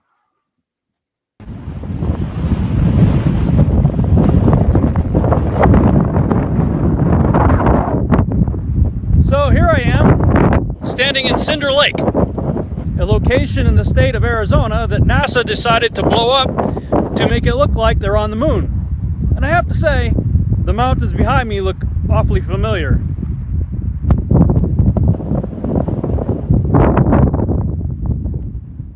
For many, a trip to the moon would be a dream come true. It turns out they can visit somewhere almost as good without ever leaving the planet. In order to train as much as possible before heading to the moon, NASA and their astronauts had to practice. They did this by recreating the surface of the moon in northern Arizona. The United States Geological Survey decided to build a model of one part of the lunar surface in an area accessible to present research centers. NASA and the United States Geological Survey joined forces by creating the Astrogeology Research Program. Its goal was to provide ostensible training for the future lunar mission. From July 28th to 31st in 1967, 47 craters were created with dynamite within a 500 square foot area. Each crater was between 5 and 40 feet deep. More craters were added in October, and later, a larger secondary field was built.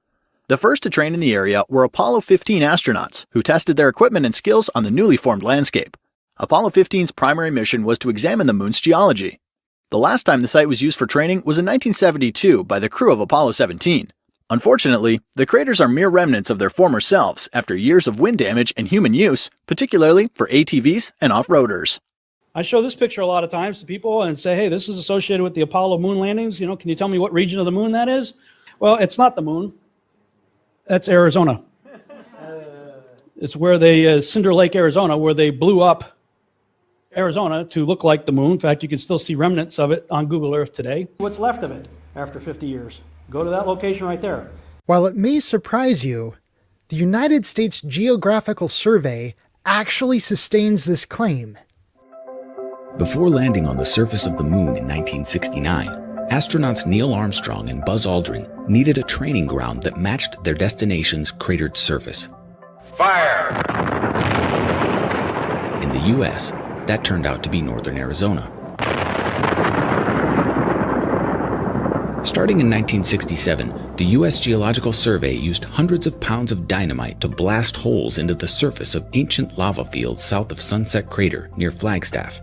The first Cinder Lake crater field was designed to mimic the Sea of Tranquility, the lunar surface on which the astronauts would land. A second crater field was created in July of 1968. Its 380 craters have lost contours to time, but the pockmarks are still apparent in aerial shots of the area, which is now used by off-road vehicles. The size and location of each of the 426 craters have been reproduced with remarkable accuracy. This is the orbiter photograph of the lunar surface, and this is an aerial photograph of the new crater field. So they just said this is the moon, and this is Arizona. Apollo astronauts would continue to train in the Flagstaff area for years after the first moon landing. Got Buzz Aldrin standing there in one of the test sites. See the mountain range behind him?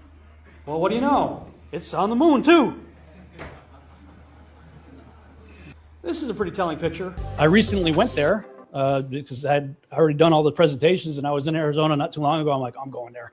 And if you saw the video I posted on YouTube, it's called Rob Skiba Walks on the Moon. I shot a little selfie of myself, you know, there.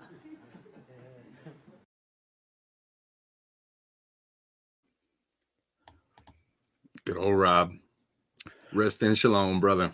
He did have some great content. I really enjoyed a lot of the stuff that he put out that you don't see many other places, like a trip to the Amsterdam Museum where they allegedly had the moon rock, or going out straight to the Arizona place where they did the blowing up of the dynamite to set up a stage for astronauts to practice on, or maybe even do some filming, like driving a lunar rover.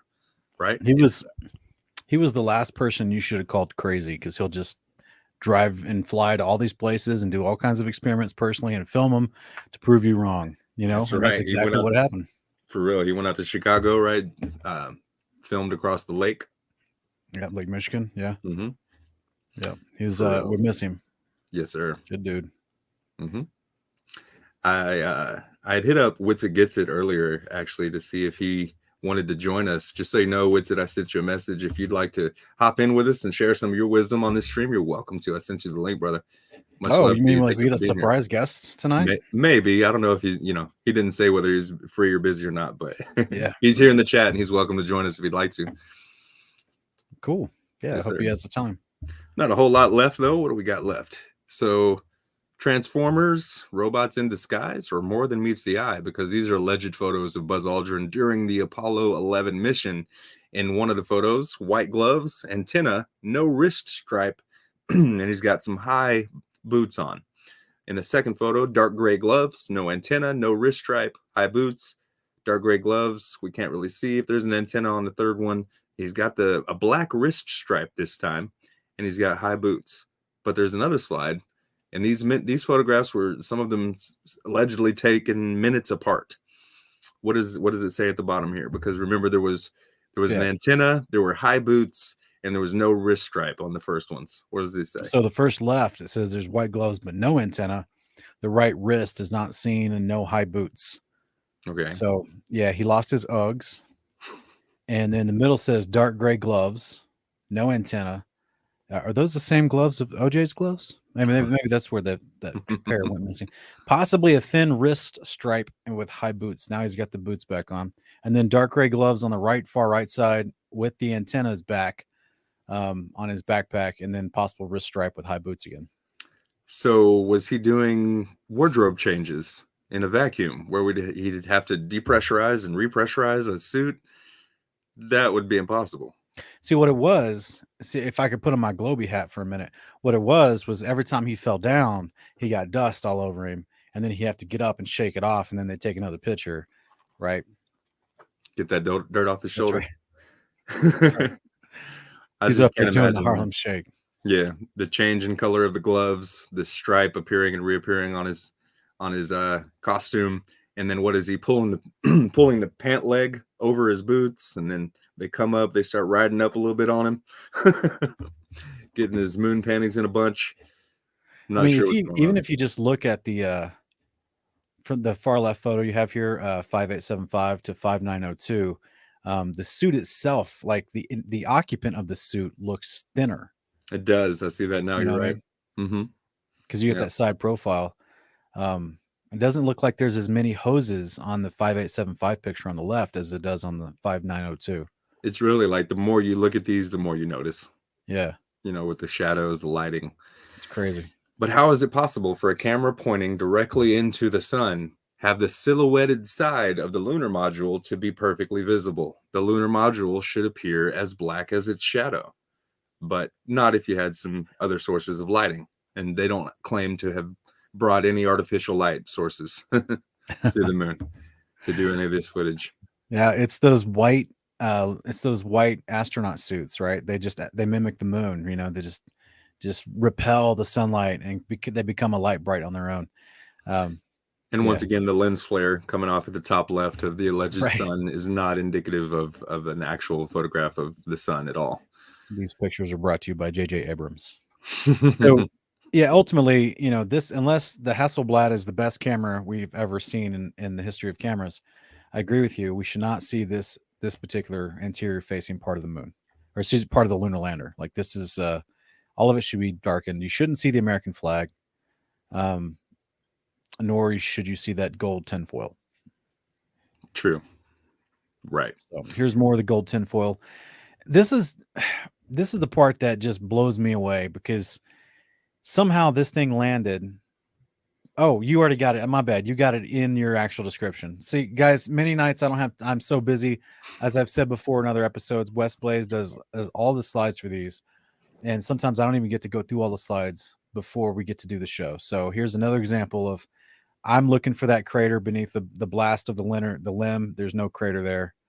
And remember, supposedly they were saying that there was 4 to 6 inches of soft compression, 4 million year old evolutionary dust, moon dust they were standing on. You know what I'm saying? Mm-hmm. But apparently there's no type of, we're talking 10,500 pounds, yet there's no blast crater beneath it. That is like a small truck.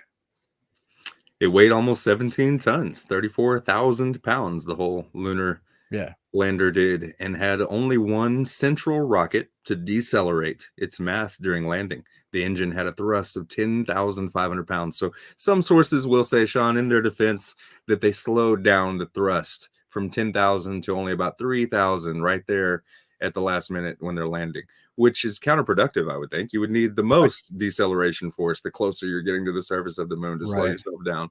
But this is what they're saying, so that, because 3,500 pounds of thrust is a lot less than 10,500 pounds, and that would make sure that there's no crater There's no dust storms being blown up and, you know, crazy clouds everywhere.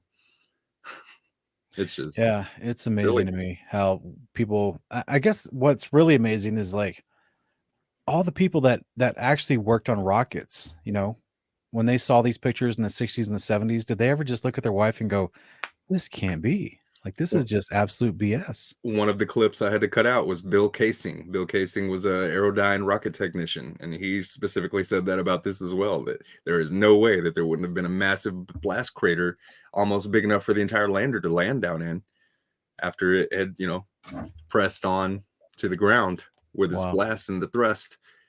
But And there's no like No, it you know is. stabilizing thrusters anywhere. It's just one central rocket, so it can just Elon Musk itself right back down with perfect, you know, with staying perfectly erect and not needing any kind of thrusters to keep it from wobbling. It's just amazing. It really is. Yep. Elon Musk, I just think cartoons mostly when you're talking about rockets landing on themselves. That's right. So yeah, there was some lunar cartoons, I'm sure. We even had a clip there of Buzz Aldrin talking to Conan O'Brien in the teaser of this episode, and he said that you didn't watch us land on the moon. No, you didn't. No, you didn't. You saw animations. There was nobody there to film it. Not a lot of context to the statement, but it was funny that he said it no less. But one other picture here. Here's not a speck of dust on the landing pads. Look at that. There's not a, you know, no indication of a thrust into the ground of the landing pads either. Like, you got the footprints of the astronauts clearly visible. And think about this too for a second. If you were walking in a desert with very little humidity, your footprints aren't going to leave a track of what the bottom of your shoe looks like. It's just going to be like a indentation, just a divot in the sand, because there's no humidity. It requires some sort of wetness for there to be a mold of the bottom of your shoe. That's right. Yeah. And there's none of that going on in the moon, but there's It's 'cause footprints.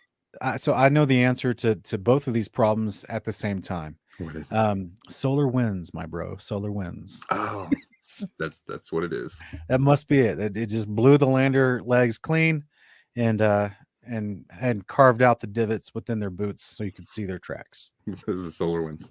Solar winds. Yeah. Sorry. Hang on. Let me take off my globy hat and put back on the proper hat. Firmamentalists unite. That's right. You got to do this right. Okay. Sorry about that. I'm back. Sorry, guys. Legit. We get back to speaking truth of scripture now. Thank you for joining us. Glad to have you here, Firmamentalist. What do you say about the footprints and whatnot here in this slide? The astronauts in their backpacks weighed less than 75 pounds on the moon, yet they left deep footprints in the dust and gravel. The blast of a rocket engine that lowered the 33,000-pound lunar lander to the moon's surface left no crater, and apparently it didn't even blow dust on the footpads. So as we just talked about, that's not possible, and if it was, we didn't see them bring any kind of broom and sweep it off for the photo. So it's just none of this makes any sense from the pictures they do give us. And then when we go to start analyzing some of the pictures they give us, we can see like here, looks like there's some sort of thing on the ceiling. Yeah, you enhance the lighting, you adjust the levels of these photographs, and even when it looks like complete blackness, you turn up the brightness, fix the contrast, mess with the sharpness a little bit. All of a sudden you see a shadow directly above the lunar lander after it had supposedly taken off into the blackness of space. However, a shadow would not be being cast on the blackness of space. It wouldn't be being cast on a ceiling in a studio, like if the lunar lander were being lifted up by a crane in a place where there's a ceiling. Yeah. So, yeah, we've talked about several times how the astronaut suits shouldn't have been what they were. I mean, consider there's radiation. We didn't even talk about the Van Allen radiation belts because we have talked about those in the past, like when we were doing the It's Not Rocket Science episode. We talked about the low Earth orbit and how a lot of astronauts have been saying here in the past 2 decades that they cannot overcome low Earth orbit. They can't fly past that. There's the Van Allen radiation belts of dangerous radiation that prevents them, and they don't have the technology yet to surpass that, whereas they did it 6 times somehow with the Apollo missions. But these things are really fascinating because not only do you have the radiation, you have the temperatures we mentioned earlier, extremely high in the light, extremely low in the darkness and the shade on the moon. And then you also have the idea that these guys are surrounded by the vacuum of space, a 10 to the negative 16 torr vacuum, which is an extremely powerful vacuum, more powerful than anything that has been recreated on Earth. So let's look at the materials that were used to try to overcome these these obstacles for NASA and just laugh at the absurdity of it all. Let's check it out. This here is the lunar module now proudly displayed at the National Air and Space Museum. Both the thermosphere and exosphere have temperatures ranging from 0 to 2000 degrees Celsius. So I decided to examine the melting points of the primary metals that were used to build the lunar module. First off, we have the aluminium alloy, which has a melting point of 463 degrees Celsius. Next we have stainless steel, which has a melting point of 1510 degrees Celsius. Then we also have nickel steel alloy, which melts at 1453 degrees Celsius. And of course the heat resistant glass for the windows, which has a melting point of 760 degrees Celsius. So this would mean that the lunar module, along with its occupants, would have disintegrated well before it even passed through the thermosphere, let alone surviving the Van Allen radiation belts in the exosphere. To protect the astronauts from the Van Allen radiation belts, the lunar module would have required 6 feet of lead shielding. But here's what they really had for protection. Obviously, the only shielding they had was the literally paper-thin outer hull of aluminum, and their suits consisting of glass fiber, some aluminum fibers, and silicon rubber. It's very interesting concerning radiation that the astronauts were protected by a thin film of aluminum, when here on Earth they put a lead shield on us when they take a dental x-ray. The skin on the crew cabin was very thin, and that was all done because of weight savings. Weight was a very critical item that always had to be considered in anything that you did. If you really took your finger and poked hard at it, you could poke right through the outer skin of the spacecraft. It was about the thickness of 2 layers of aluminum foil. But it's the kind of thing that you were reasonably cautious that you didn't jab any pointed objects through. The skin, the aluminum alloy skin of the crew compartment was about 12 thousandths of an inch thick. That's equivalent to about 3 layers of Reynolds wrap that you would use in the kitchen.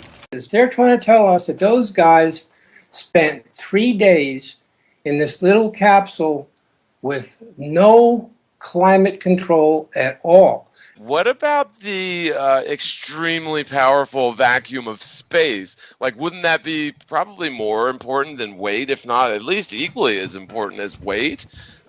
Because the last I checked, the vacuum of space is going to have a huge pressure differential, even on the moon, compared to the interior pressure of this alleged LEM.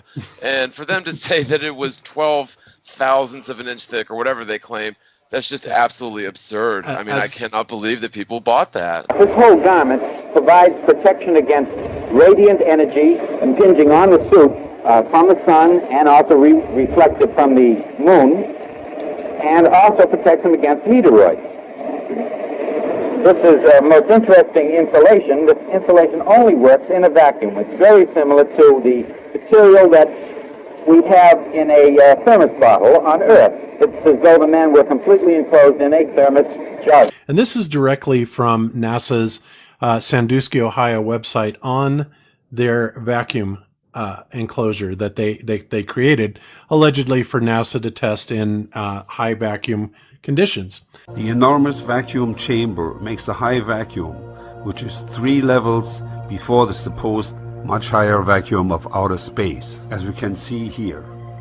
Considering that the suits these guys here are wearing reminded me of one thing: bubble wrap.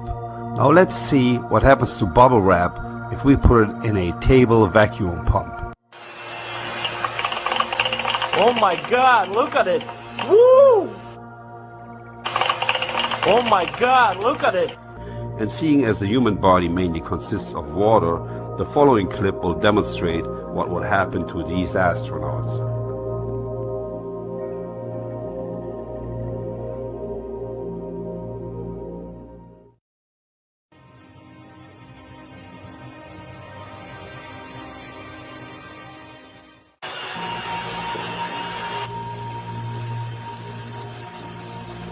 You can see a little bit of bubbles start going, and Whoa, it starts boiling.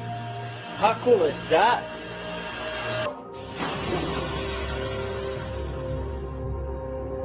But the ultimate and most dangerous test was a huge, specially constructed vacuum chamber.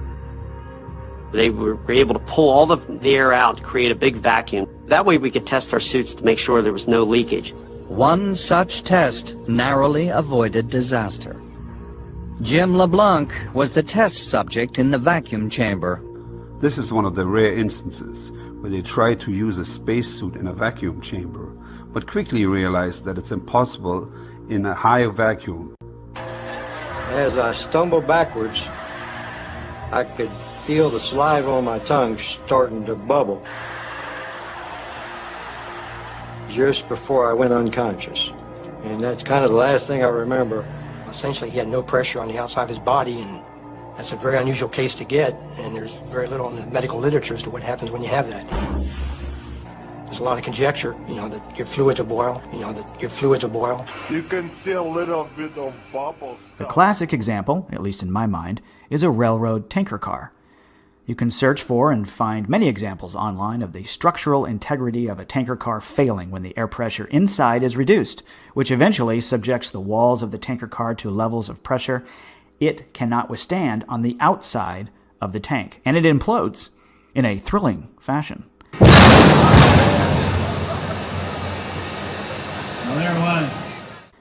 Some tanker cars are made of aluminum, some are made of steel, and they fail rather dramatically when the air pressure inside is reduced to a point where the air pressure inside the tank is not strong enough to withhold the force of the air pressure pushing against the outside of the tank. The key to grasping this is understanding what I refer to as back pressure, or the lack thereof. When we talk in terms of space, the most common scale used is torr, and it's expressed as 10 to a negative number, meaning there are a bunch of zeros after the decimal point before you get to the numbers.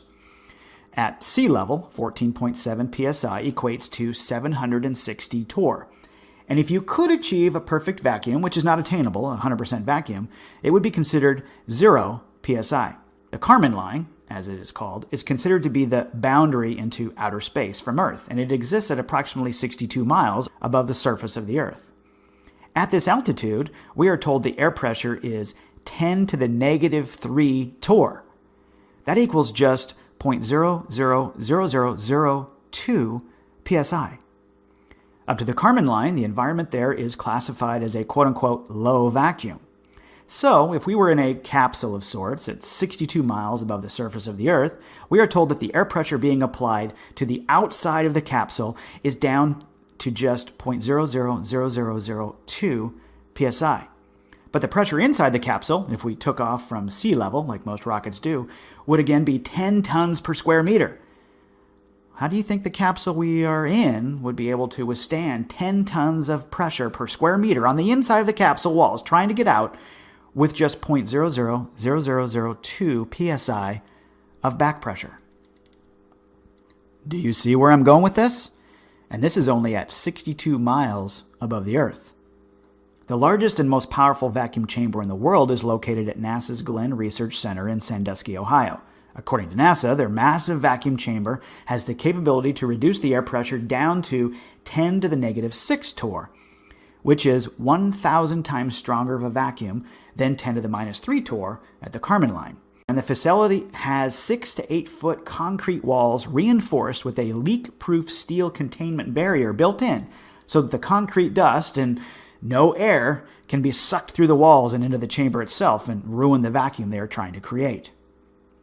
If you were able to reduce the air pressure further inside a chamber, then you are getting into the quote-unquote ultra-high vacuum classification.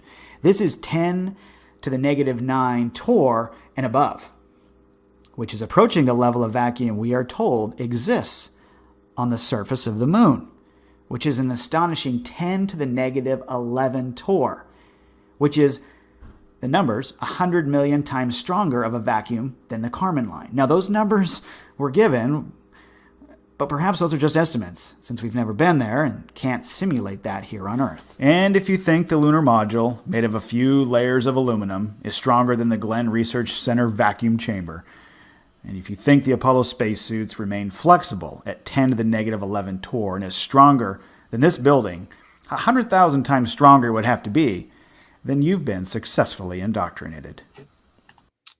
Quite successfully indoctrinated indeed. Yeah, not only would an astronaut require a spacesuit constructed of, some sources, some of the guys said 6 feet thick steel and concrete. You would need at least a foot, probably thick steel, to even begin to resist the magnificent vacuum of outer space, right? Even at the moon, to correct myself, NASA says the moon has a vacuum of 10 to the negative 9 torr, or 10 to the negative 11 torr, I think they said. But we covered the math for the math nerds out there.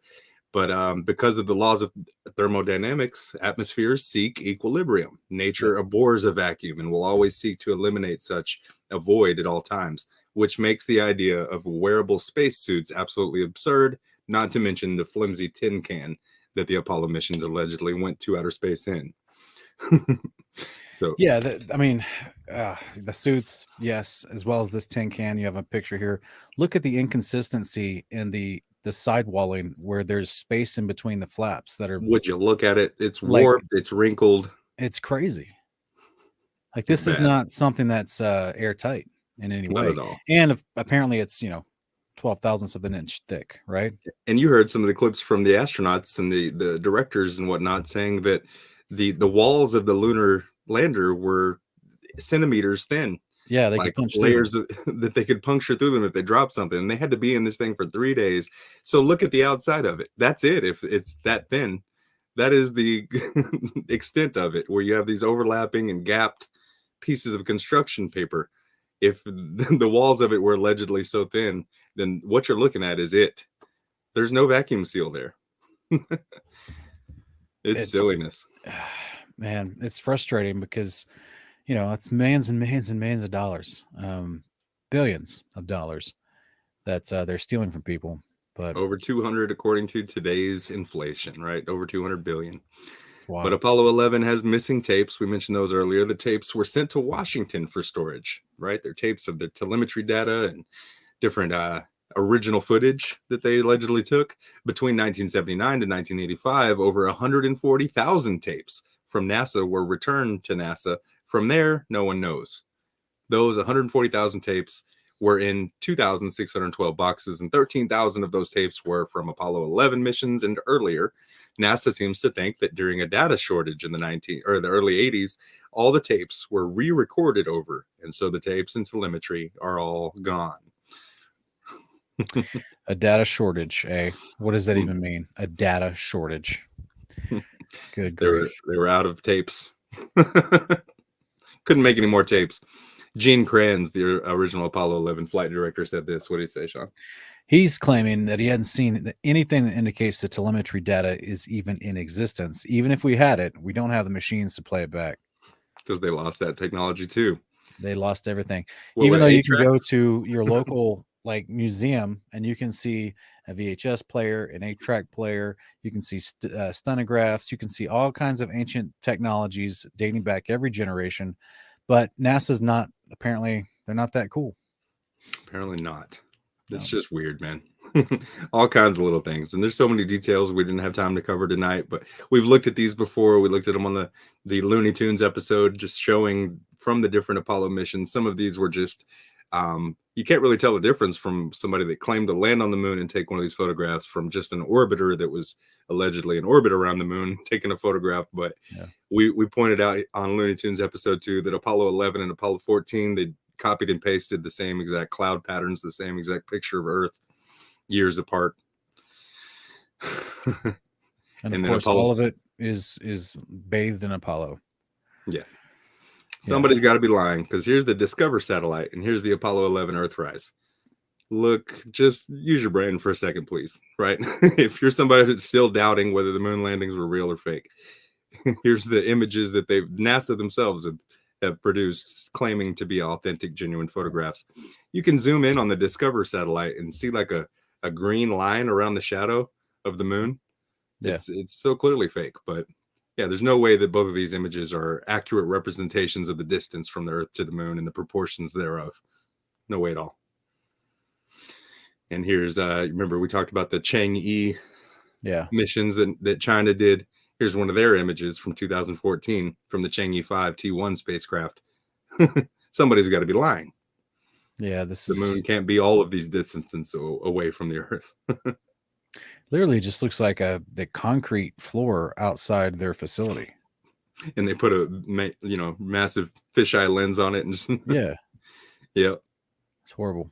It really is. Apollo 11 allegedly landed on our visible near center of the moon. Typo there, but the moon always faces the same side towards Earth and never rotates.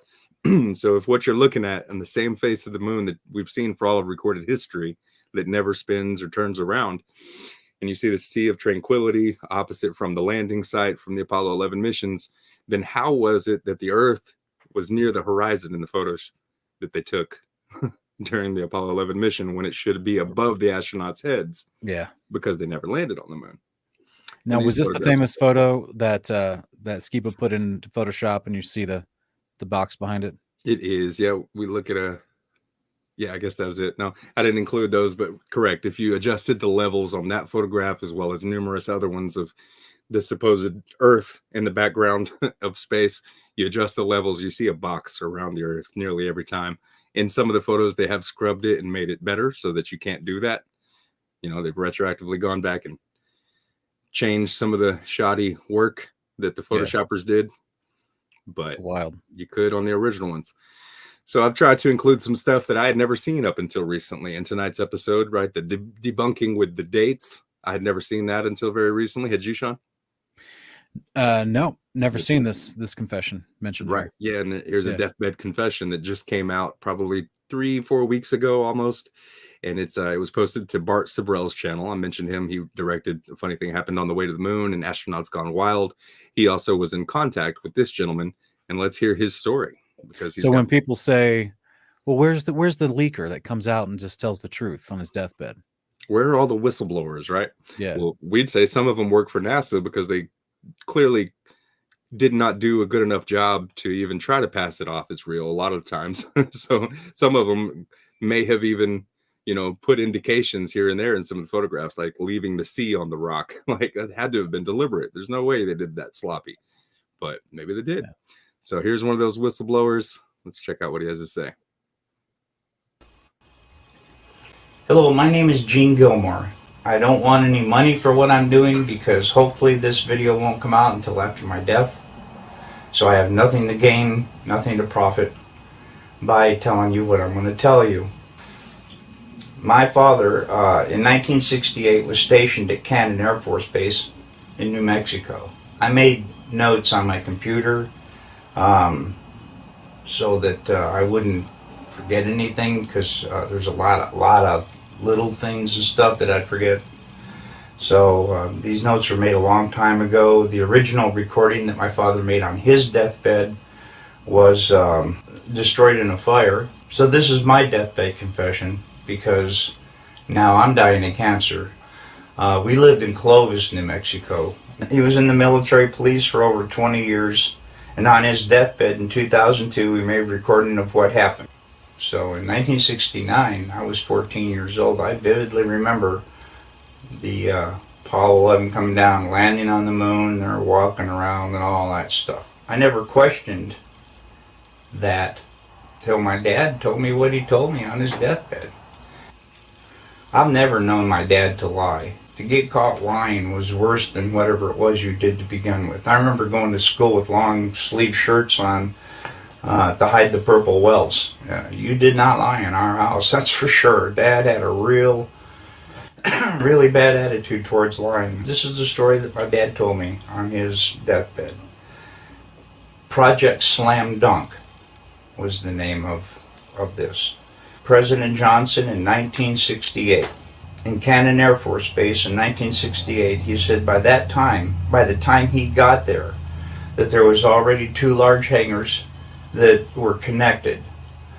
There was hundreds of dump trucks that came in and dumped sand and stone, and cement powder was powdered over the top of all that to make it look like a lunar landscape. I've never known my dad to lie, so this all took me by surprise. What's that all about? He said that in front of the airplane hangars was pole framing with large canvas tents that was concealing the inside of the staging area. Inside the staging area on flatbed trucks was uncrated the lunar lander that was reassembled back inside the hangars. All of the walls were painted flat black and the ceilings as well. He was sworn to secrecy by the NSA, and they would put him in prison for breaking that oath. When Dad saw the moon landing on TV, he cried. He said he knew that what he had witnessed on TV was exactly what they recorded in that hangar. Dad was one of 3 guards that guarded the inside of the front entrance. There was a list of 15 people who could enter. No one else was allowed by order of President Johnson. And here is that list. President Johnson, Neil Armstrong, Edwin Aldrin, Werner von Braun, Robert Emenegger, Gene Kranz, James Webb, Joe Kerwin, Dr. Thomas Paine, Glenn Looney, Dr. Christopher Kraft, Dr. James Van Allen, General Trudeau, Lieutenant Colonel Donald Simon, and Grant Norrie. Now, the only 2 that I really have information on is Robert Emenegger. Apparently, he did a lot of video work and stuff for the Department of Defense. So the DoD did know him, okay? And the other one was Grant Norrie. To the best of my dad's knowledge, was like some FBI, CIA, NSA, who knows. Okay, President Johnson only showed up for the first day of filming. Filming lasted for 3 days, and the entire project was restored to original. In other words, the hangars were all taken apart, the sand was all removed, and so on and so forth. Dad said there was a lot of building going on at the base, so at the time, so sand and cement powder was never questioned. If you go to Google and go to Cannon Air Force Base website, they admit that President Johnson was there. The lunar lander was there. The astronauts were there. I also have verified some of the people on the list were there. I also verified there are a lot of building going on in the base, just as he had told me. And all of this was going on at the same time, on the same date. Dad told me all these things father to son. He also told me not to ever tell anyone what he had said, but he said on his deathbed that he had to tell somebody before he died because it was just too important not to tell. I sure as hell wasn't going to tell anybody. Yeah, I feared for my wife and me and my son, and I'll tell you why. Ever since I contacted Bart Sabrell, I never had any problems until I contacted him and told him my story. People broke into my house 2 times. I was visited by men with black suits, and I was told in no uncertain terms to drop this whole project, not to say any more to anybody, or me and my wife and my son could disappear. You take that pretty literally after everything that's going on. So I stopped contacting Bart, and now I'm making this video that I'm going to send to Bart. Bart's my brother, man. My brother in heart, my brother in Jesus, okay? No, I don't want any help. I just want somebody to pick up where I left off and be able to prove with the information I've given. And I'm trying to give as much as I can because I know that once I die, I'm not going to be able to be asked any questions. So that's why I tried to give you a little backstory too. That's about all I can think of. My dad, he raised me by the book. I know he didn't lie to me. And as I started seeing more and more of what he was telling me was true, I realized my dad wasn't lying. I lifted the lid off my dad's case. You can see that his name is Cyrus Eugene Akers. He was born on July 17th, 1933. He died on September 28th, 2002. Here's his badge. And there he is. That's my father. There you have it, folks. Hope you enjoyed Deathbed Confession. R.I.P. to that gentleman, and we appreciate his testimony. Wow, just that's I mean, that's exactly what people asked for, right? Where's the proof, right? Where's some guy leaking out the info? The literal security guard at the door watching them film the fake moon landing. Had it on And his by the contract. way, he looks did you see that jawline? Dude's Giga Chad. It's like He was built for dude that had the security officer jawline. position. Yeah, it was amazing. But so let me get this straight. So the government shows up and directly threatens his family safety. But why? Why WesBlaze? Why would they want to keep this a secret? Why even go through the motion of trying to film this? And clearly there's collateral witnesses, which is the testimony of this guy's dad, right? Mm-hmm. They know that people are at risk. They know they're gonna have to threaten people's lives to be quiet about it. But especially as that gentleman's testimony says, when his dad watched it on TV, he cried because he realized that what they were doing, the deception they were perpetrating over the people. And so did his dad understand the shape of creation or whatever? Maybe not. But just the simple fact that his dad knew there was a mass worldwide lie that was being believed, put into textbooks, siphoning money from taxpayers to go towards that kind of thing. And like, yeah, that would weigh on a man's heart, his integrity, that weigh on his conscience. You know, apparently he didn't even know until he saw the footage on TV that he was like, that's exactly what I witnessed there the day that we were filming. Yeah. Crazy. So it's like, so could you think of a reason why the governments of the world would want to create these fake scenarios with these fake pictures and these lunar landers that can't really go anywhere and these rockets that actually go in a parabolic fashion? And like, why would they go through all this to try to perpetrate this deception on the people? The money, for one, right? They get to launder or do whatever they want to with billions of dollars, because it clearly didn't cost that to build a rocket that would actually go to the moon. You know, to actually build vehicles and whatnot that would be necessary to withstand the pressures, the temperatures, the radiation. They didn't have to spend all that money. But then the other thing too is that before the Apollo missions, there was no complete, unedited, genuine photograph of a spherical Earth in space. They didn't have that until they faked that, right? And I'm sure there was, during the time, there was a lot of people scrutinizing NASA and the cosmological model that had been being pushed on them with the narrative. And so NASA needed to say, ha, gotcha. Here's a picture of Earth from space. And so it's all to perpetuate and propagate the same narrative of a heliocentric spinning space ball. Heliocentric, I like that. We'll say that's actually works really well. Heliocentric. Yeah, because it's a spin and it's a trick. To trick the mind and just away from the truth. You know, that the truth is you're created by a heavenly Father who loves you, and he created an entire huge room for you to live in that's pressure controlled, temperature controlled, and he's literally above you, ready to, he loves you, he cares for you, he maintains everything that you see that's a part of creation so that you can continue to live and have this experience. But yet there's some actors amongst us, right, that try to perpetrate lies to get us to not believe he's real, to get us to not believe it is what thousands of years of testimony has said, to what I would suggest most scientific observation points to the descriptions of the Bible. So it's like, to me, it's literally, I mean, we know they're trying to steal your faith. They're trying to steal your mind away from God so that you stop having faith.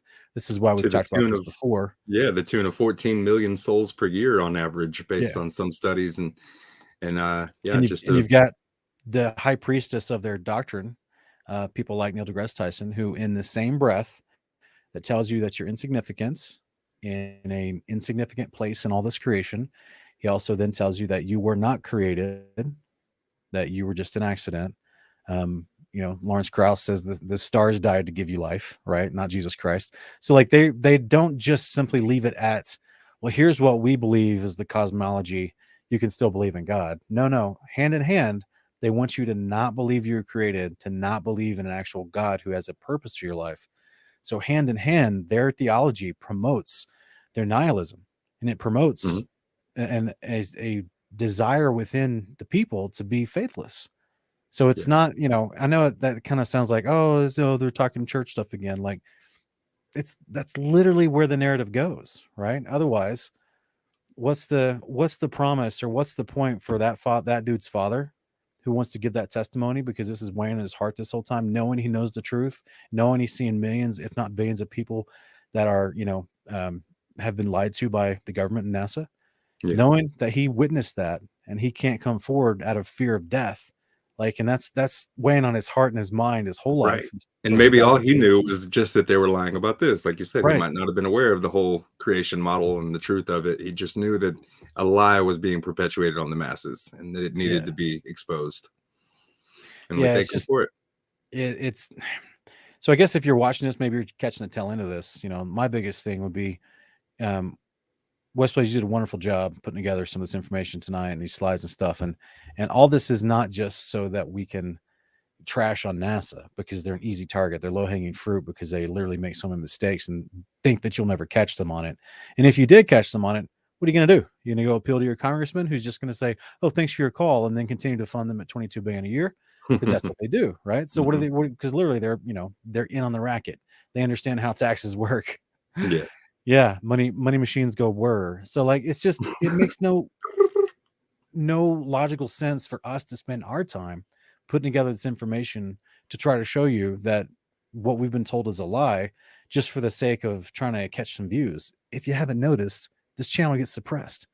It doesn't do views, right? So if you're listening and you're watching right now and you're wondering why are these guys talking about this, it's because we have a creator who told us where we are. And I'm that crazy guy that just wants to believe what was plainly spoken by my creator. Is that so crazy? It's true, though. That is what we are called to do. So when my creator tells me this verse that you have on screen here, right, where it explains who this Artemis character is, which I think, do you still want to cover the Artemis stuff? Yeah, we just got like 2-3 more slides and we're done. Yeah, so my creator tells me that Artemis is someone that perpetrates itself as a false god to deceive and blind the minds of the people. It's a part of the pantheon of Babylon under the control of a rebellious angel. And a rebellious angel was someone that he created in the firmament layers of the heaven above, whom abandoned his initial call, his initial purpose in his creation, and decided to come deceive mankind, because he apparently, according to the Wisdom of Solomon, chapter 2, verse 24, it was through his envy of mankind that he decided to try to deceive mankind, right? Why would a rebellious angel who's been created as an immortal being be envious of mankind, WesBlaze? Because we are destined and prophesied and created with the purpose of having a higher authority than him and all his angelic brethren, having a better name and position as a priest over him. That is the promise to mankind throughout all Scripture. And we're promised to be sinless, to be given a new body, resurrected with the law of God written on our hearts, so that we will never be able to fail or transgress his law again. Whereas Satan is not given that promise. The angel Azazel does not have that. And so the Scriptures tell us throughout lots and lots of testimony, throughout thousands of years, many different authors and prophets, that there's a pantheon of gods that have been worshipped by the kings of the earth since the days of the Tower of Babel. And they've all submitted themselves under the allegiance of the flying serpent, literally, which Scripture calls Satan or the dragon. And one of those pantheons of man-made gods, which is basically someone that used to live in the past, but now is just immortalized with stone, wood, or gold statues, is here on screen. The people in the province of Asia was worshiping Acts 19:27. And you can see in here that not only in Ephesus, but nearly in the whole province of Asia, that's Asia Minor, by the way, which is now modern-day Turkey, Paul has persuaded a great number of people to turn away. Woo. Turn away to what? Turn away from Athenia worship, turn away from Artemis worship, and turn into worshiping Yahweh, the creator of heaven. Or Diana, as she's called in other translations. Also called Diana, that's right. And he says that man-made gods are no gods at all. Paul says man-made gods are no gods at all. There's danger not only that our business will fall into disrepute, but also that the temple of the great goddess Artemis will be discredited and her majesty deposed, she who is worshipped by all the province of Asia and the whole world. Man, I love to bring up things like this when people want to talk bad about Paul. I'm like, the guy converted more people to our faith than you could ever dream of. He was traveling the world doing it. Yeah, he was amazing. And what's fascinating about this, and I love that you've highlighted this passage in this part here, because it not just what we call modern day Turkey, which used to be called Asia Minor, not just that, but the entire ancient Greek and Roman empires, as well as every nation established around the world that was not worshiping Yahweh, they were worshiping the same pantheon of gods, but they called them different names because they spoke different languages. So therefore, it's a right and correct statement in Acts 19:27 that Artemis is worshipped by the whole world. And this is the same thing that we're seeing put in the forefront in the United States today, the northern, quote unquote, hemisphere, the northern continent of North America that we live in. They're still paying homage to Artemis. And it's literally in the news. They tried to have a new Artemis launch a couple weeks ago, but it failed. They did. They had multiple failures, actually. Yeah. We're going to look at that next. Yeah, but so the Artemis, Diana, Athena, you said is another name for her? Yeah. Another one that is reinvented and renamed according to different cultures across lots of time span. And this specific goddess was claimed to be the sister wife, right, of Apollo. Yeah. Sister and lover. Yeah. So to the Egyptians, that would make her Isis, the head There it witch. is. Yeah. Yeah. So this, even though she looks all innocent, a little toga outfit right here from the Greek representation, literally a witch. Who called her Inanna? Inanna was another name of hers. The Babylonians. Yeah, The Babylonians Akkadians, one of the called her two. Yeah. But, So yep. 50 years later here, we got NASA renaming their new lunar missions by this name Artemis. And so in March 2022, the Artemis SLS launch rocket was first taken to the launch pad, but then necessary repairs were discovered. So they were aiming for August 29th, 2022, right here this last 2 months ago, at the end of a month ago almost. And then the SLS engine 3 had a problem, was burning at higher temperatures than the others. And so they said, no, let's call it off. September 3rd, 2022 was a hydrogen leak in one of the engines. They had to scrub that landing or that launch. September 27th. And keep in mind, all these were unmanned. These were preliminary missions, whereas Artemis 2 was scheduled maybe in 2024 to get some men, a crewed flight. But September 27th, they were going to shoot again for another launch date, but Hurricane Ian came in and they scrubbed that launch date too. Now we're looking at sometime between November 12th, November 27th. They can't decide. And inevitably, maybe something will happen then too, because they know that people are on the lookout, that we have technology available to us now where we can immediately call them out on their lies and broadcast it.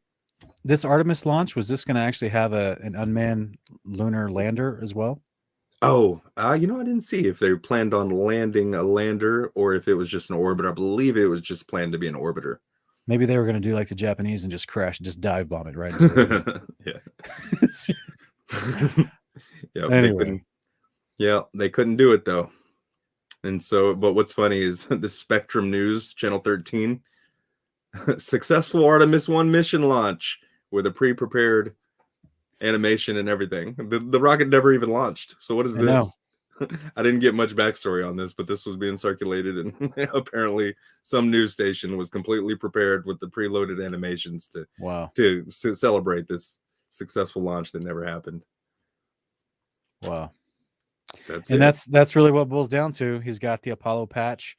He's got the symbolism of the thing on the eye. I almost did it myself. Yeah, thank you. I'll screenshot that.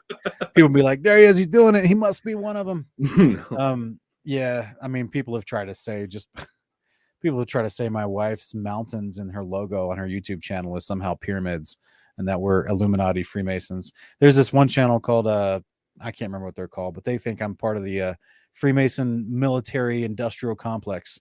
And they were trying to go in on how I'm, I don't even know what claim they're possibly making. I didn't see that one. Yeah, it's just nonsense stuff. But this is an actual true symbol that all the celebrities do. Everyone that's in the know. This is not just the 666 symbol, but it's literally a part of worship to Artemis's wife or a brother husband, which would be the Apollo character, right? The shepherd with one eye. Yeah, there you go. Yeah. Okay, cool. Or even an allegiance to the Eye of Ra. That too. That's right. Yeah. You got the eye on the top of the pyramid on the back of the dollar bill. You got the the Eye of Horus, another reiteration of it. But and those little, that bracelet, you see the red, white, and blue, those are skulls. And he wears those all the time. He wears lots of jewelry, which I guess is, I don't know, but he's got two of these specific bracelets, and they're red, white, and blue skulls on his right wrist, and on his left wrist they're all clear skulls. Wow. And they're really wicked looking. They look like little shrunken heads or something. Wow. Interesting. Like little teraphim, huh? Or Yeah, what are they called? Is that the right word? I'm not sure. I'm not familiar with that phrase. The little skulls like Rachel stole from Laban. Oh, okay. I think they're called teraphim. Okay. I'm going blank right now, but weird. But it was an occult thing, right? Yeah, absolutely. Yeah, it's a part of Baal worship. It's a part of worship to Apollo. How about that? Yeah. So, in conclusion, the entire spacewalk narrative, the entire moon landing narrative, Apollo mission narrative was simply a Hollywood science fiction drama. There are no astronauts. There was no astronauts in the vacuum of outer space that could have survived even a nanosecond of such an environment. The photographs we've looked at hopefully have disproved the idea that anybody would ever have been able to walk on the moon and take genuine photographs like that. The claims, they're constantly contradicting themselves. Just a whole slew of a mess that I hope I did a decent job at ordering and putting together for you guys so you can make a comprehensive story out of it and understanding from it. But I appreciate y'all's time checking it out. And man, if y'all would check out the links in the description. If you haven't already, subscribe to this channel, hit that like button. Please share this. If you have any social media, any friends or family that you think would check this out from you sending this to them in a private message, you're more than welcome to do so. Share it however you'd like.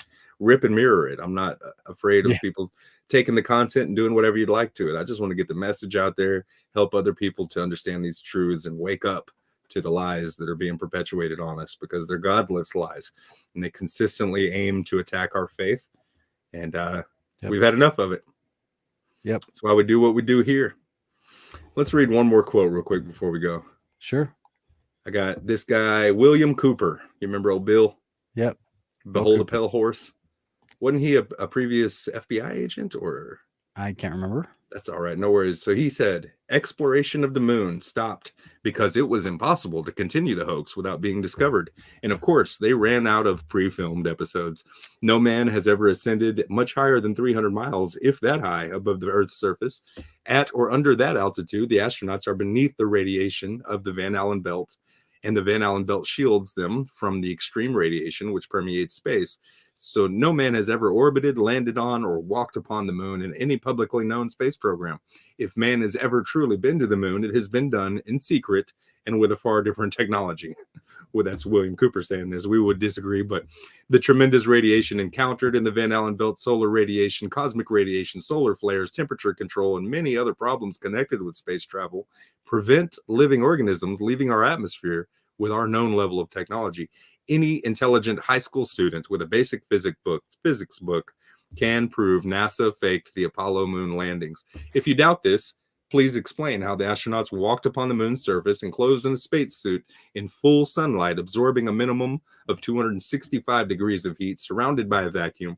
And that is not even taking into consideration any effects of cosmic radiation, solar flares, meteorites, etc. NASA tells us the moon has no atmosphere and that the astronauts were surrounded by the vacuum of space. But we have disproved the possibility of being able to exist in that without, crazy encasement of steel concrete reinforcement. And your blood boiling and you swelling up like the pop bubble wrap.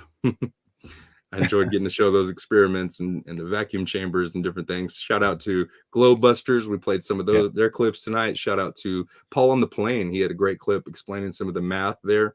Shout out Witsagitsa, who was in the chat tonight. Shout out Elle Wilkins. She says Bill Cooper is the OG truther. And that's what's up. Yeah. Yes, sir. He was naval intelligence. That's not FBI, but naval intelligence. Naval intelligence. And big thank you to Lisa Seaver for the super sticker, and for everyone who donated to the stream tonight. You guys are awesome. Yeah, the Newton runner, he dropped one earlier as well. You are appreciated, brother. Thank you guys. Much love. We're going to end off tonight on a song from ODD TV again, and we played parts of this song, a different version of it actually. So this was his newer version, newer iteration of the song that he did. And we're going to look at some more footage. It's going to start off with the Apollo 11 lander launching from the moon back to Earth. And it just looks like the most ridiculous fireworks show you've ever seen. So we're going to look at that and see it again in slow motion. And then some more clips of the Apollo astronauts clearly on wires and suspended from a harness system because the way they bounce and the way that they get jerked up when they fall down to their knees and different things. So pay attention to some of that on this outro clip. I hope y'all have enjoyed it. Check out the links in the description for our shirt shop at the Teespring. You can get some shirts in there, and as well as links for like PayPal, Venmo, Cashapp. Those are all available if you want to bless us as well. You think of anything else, Sean? I'm good, man. It's a great episode. It was. I appreciate you joining me. I think I'm tired of picking on NASA. I just want to pray for them now, man. We've done some NASA expositions for a few episodes now, and we're probably going to get into some other aspects that lean more on a biblical understanding of some characters in creation here next. We'll do a series on like some of the angels and maybe giants and demons. You ready for that? Be excited. Let's get into it soon, brother. Much love to y'all. Shalom from under the 7 domes, and bless y'all. May he bless you. Appreciate you guys. Space may be the final frontier, but it's made in the Hollywood basement. Space may be the final frontier, but it's made in the Hollywood basement. Space may be the final frontier, but it's made in the Hollywood basement. Space may be the final frontier, but it's made in the Hollywood basement. Have you ever dreamed of going up to outer space? Or maybe meeting other beings from another place? Have you ever wondered what it's like on other planets? Then you watch a science show and come to believe you understand it? You feel empowered by the knowledge and you feel enlightened. Listening to Bill Nye and Neil deGrasse Tyson. But then you wake up and you start to see the obvious. Life is just a lie and this whole world ain't what we thought it was. NASA's missions to the moon were never completed. They just filmed them in a room and people believe it. I used to wonder what it's like to be an astronaut. Now when I see them acting, I can't help but to laugh a lot. They give us cartoons and they claim that we live on a ball. But it's flat and it's not moving or spinning at all. Why you lying to us, man? That's something that we want to know. After that, you're gonna have to pack up all your stuff and go. Space may be the final frontier, but it's made in the Hollywood basement. Space may be the final frontier, but it's made in the Hollywood basement. Space may be the final frontier, but it's made in the Hollywood basement. Space may be the final frontier, but it's made in the Hollywood basement.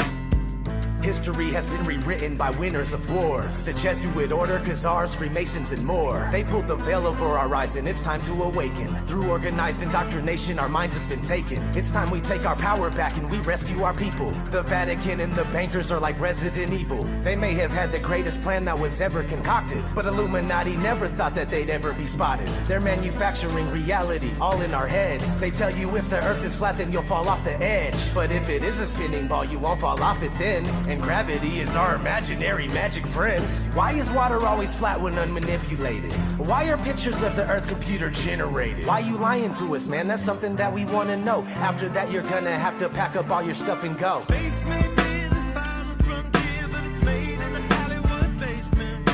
Space may be the final frontier, but it's made in the Hollywood basement. Space may be the final frontier, but it's made in the Hollywood basement. Space may be the final frontier, but it's made in the Hollywood basement. God is being hidden from us. There is no proof that everything that we see today is the result of the Big Bang, which claims that nothing exploded into everything. That's absolutely absurd. Humans did not evolve over millions of years from ape-like creatures. Where are the countless missing links? Where's a creature that looks like it's in between apes and humans? There aren't any. And gravity is complete nonsense. You aren't stuck to the side of a spinning ball right now that's tilting, wobbling, and flying through outer space at over 500,000 miles per hour. Space doesn't exist. When you look up at the night sky, what you are seeing is the handiwork of our Creator. Stars embedded in the firmament. Planets are called wandering stars because they move differently than the rest of the stars. Earth is not a planet. Earth is a plane, and the planets are just luminaries in the night sky. We aren't floating around in outer space. Earth is a level and motionless plane, and it's covered by a dome.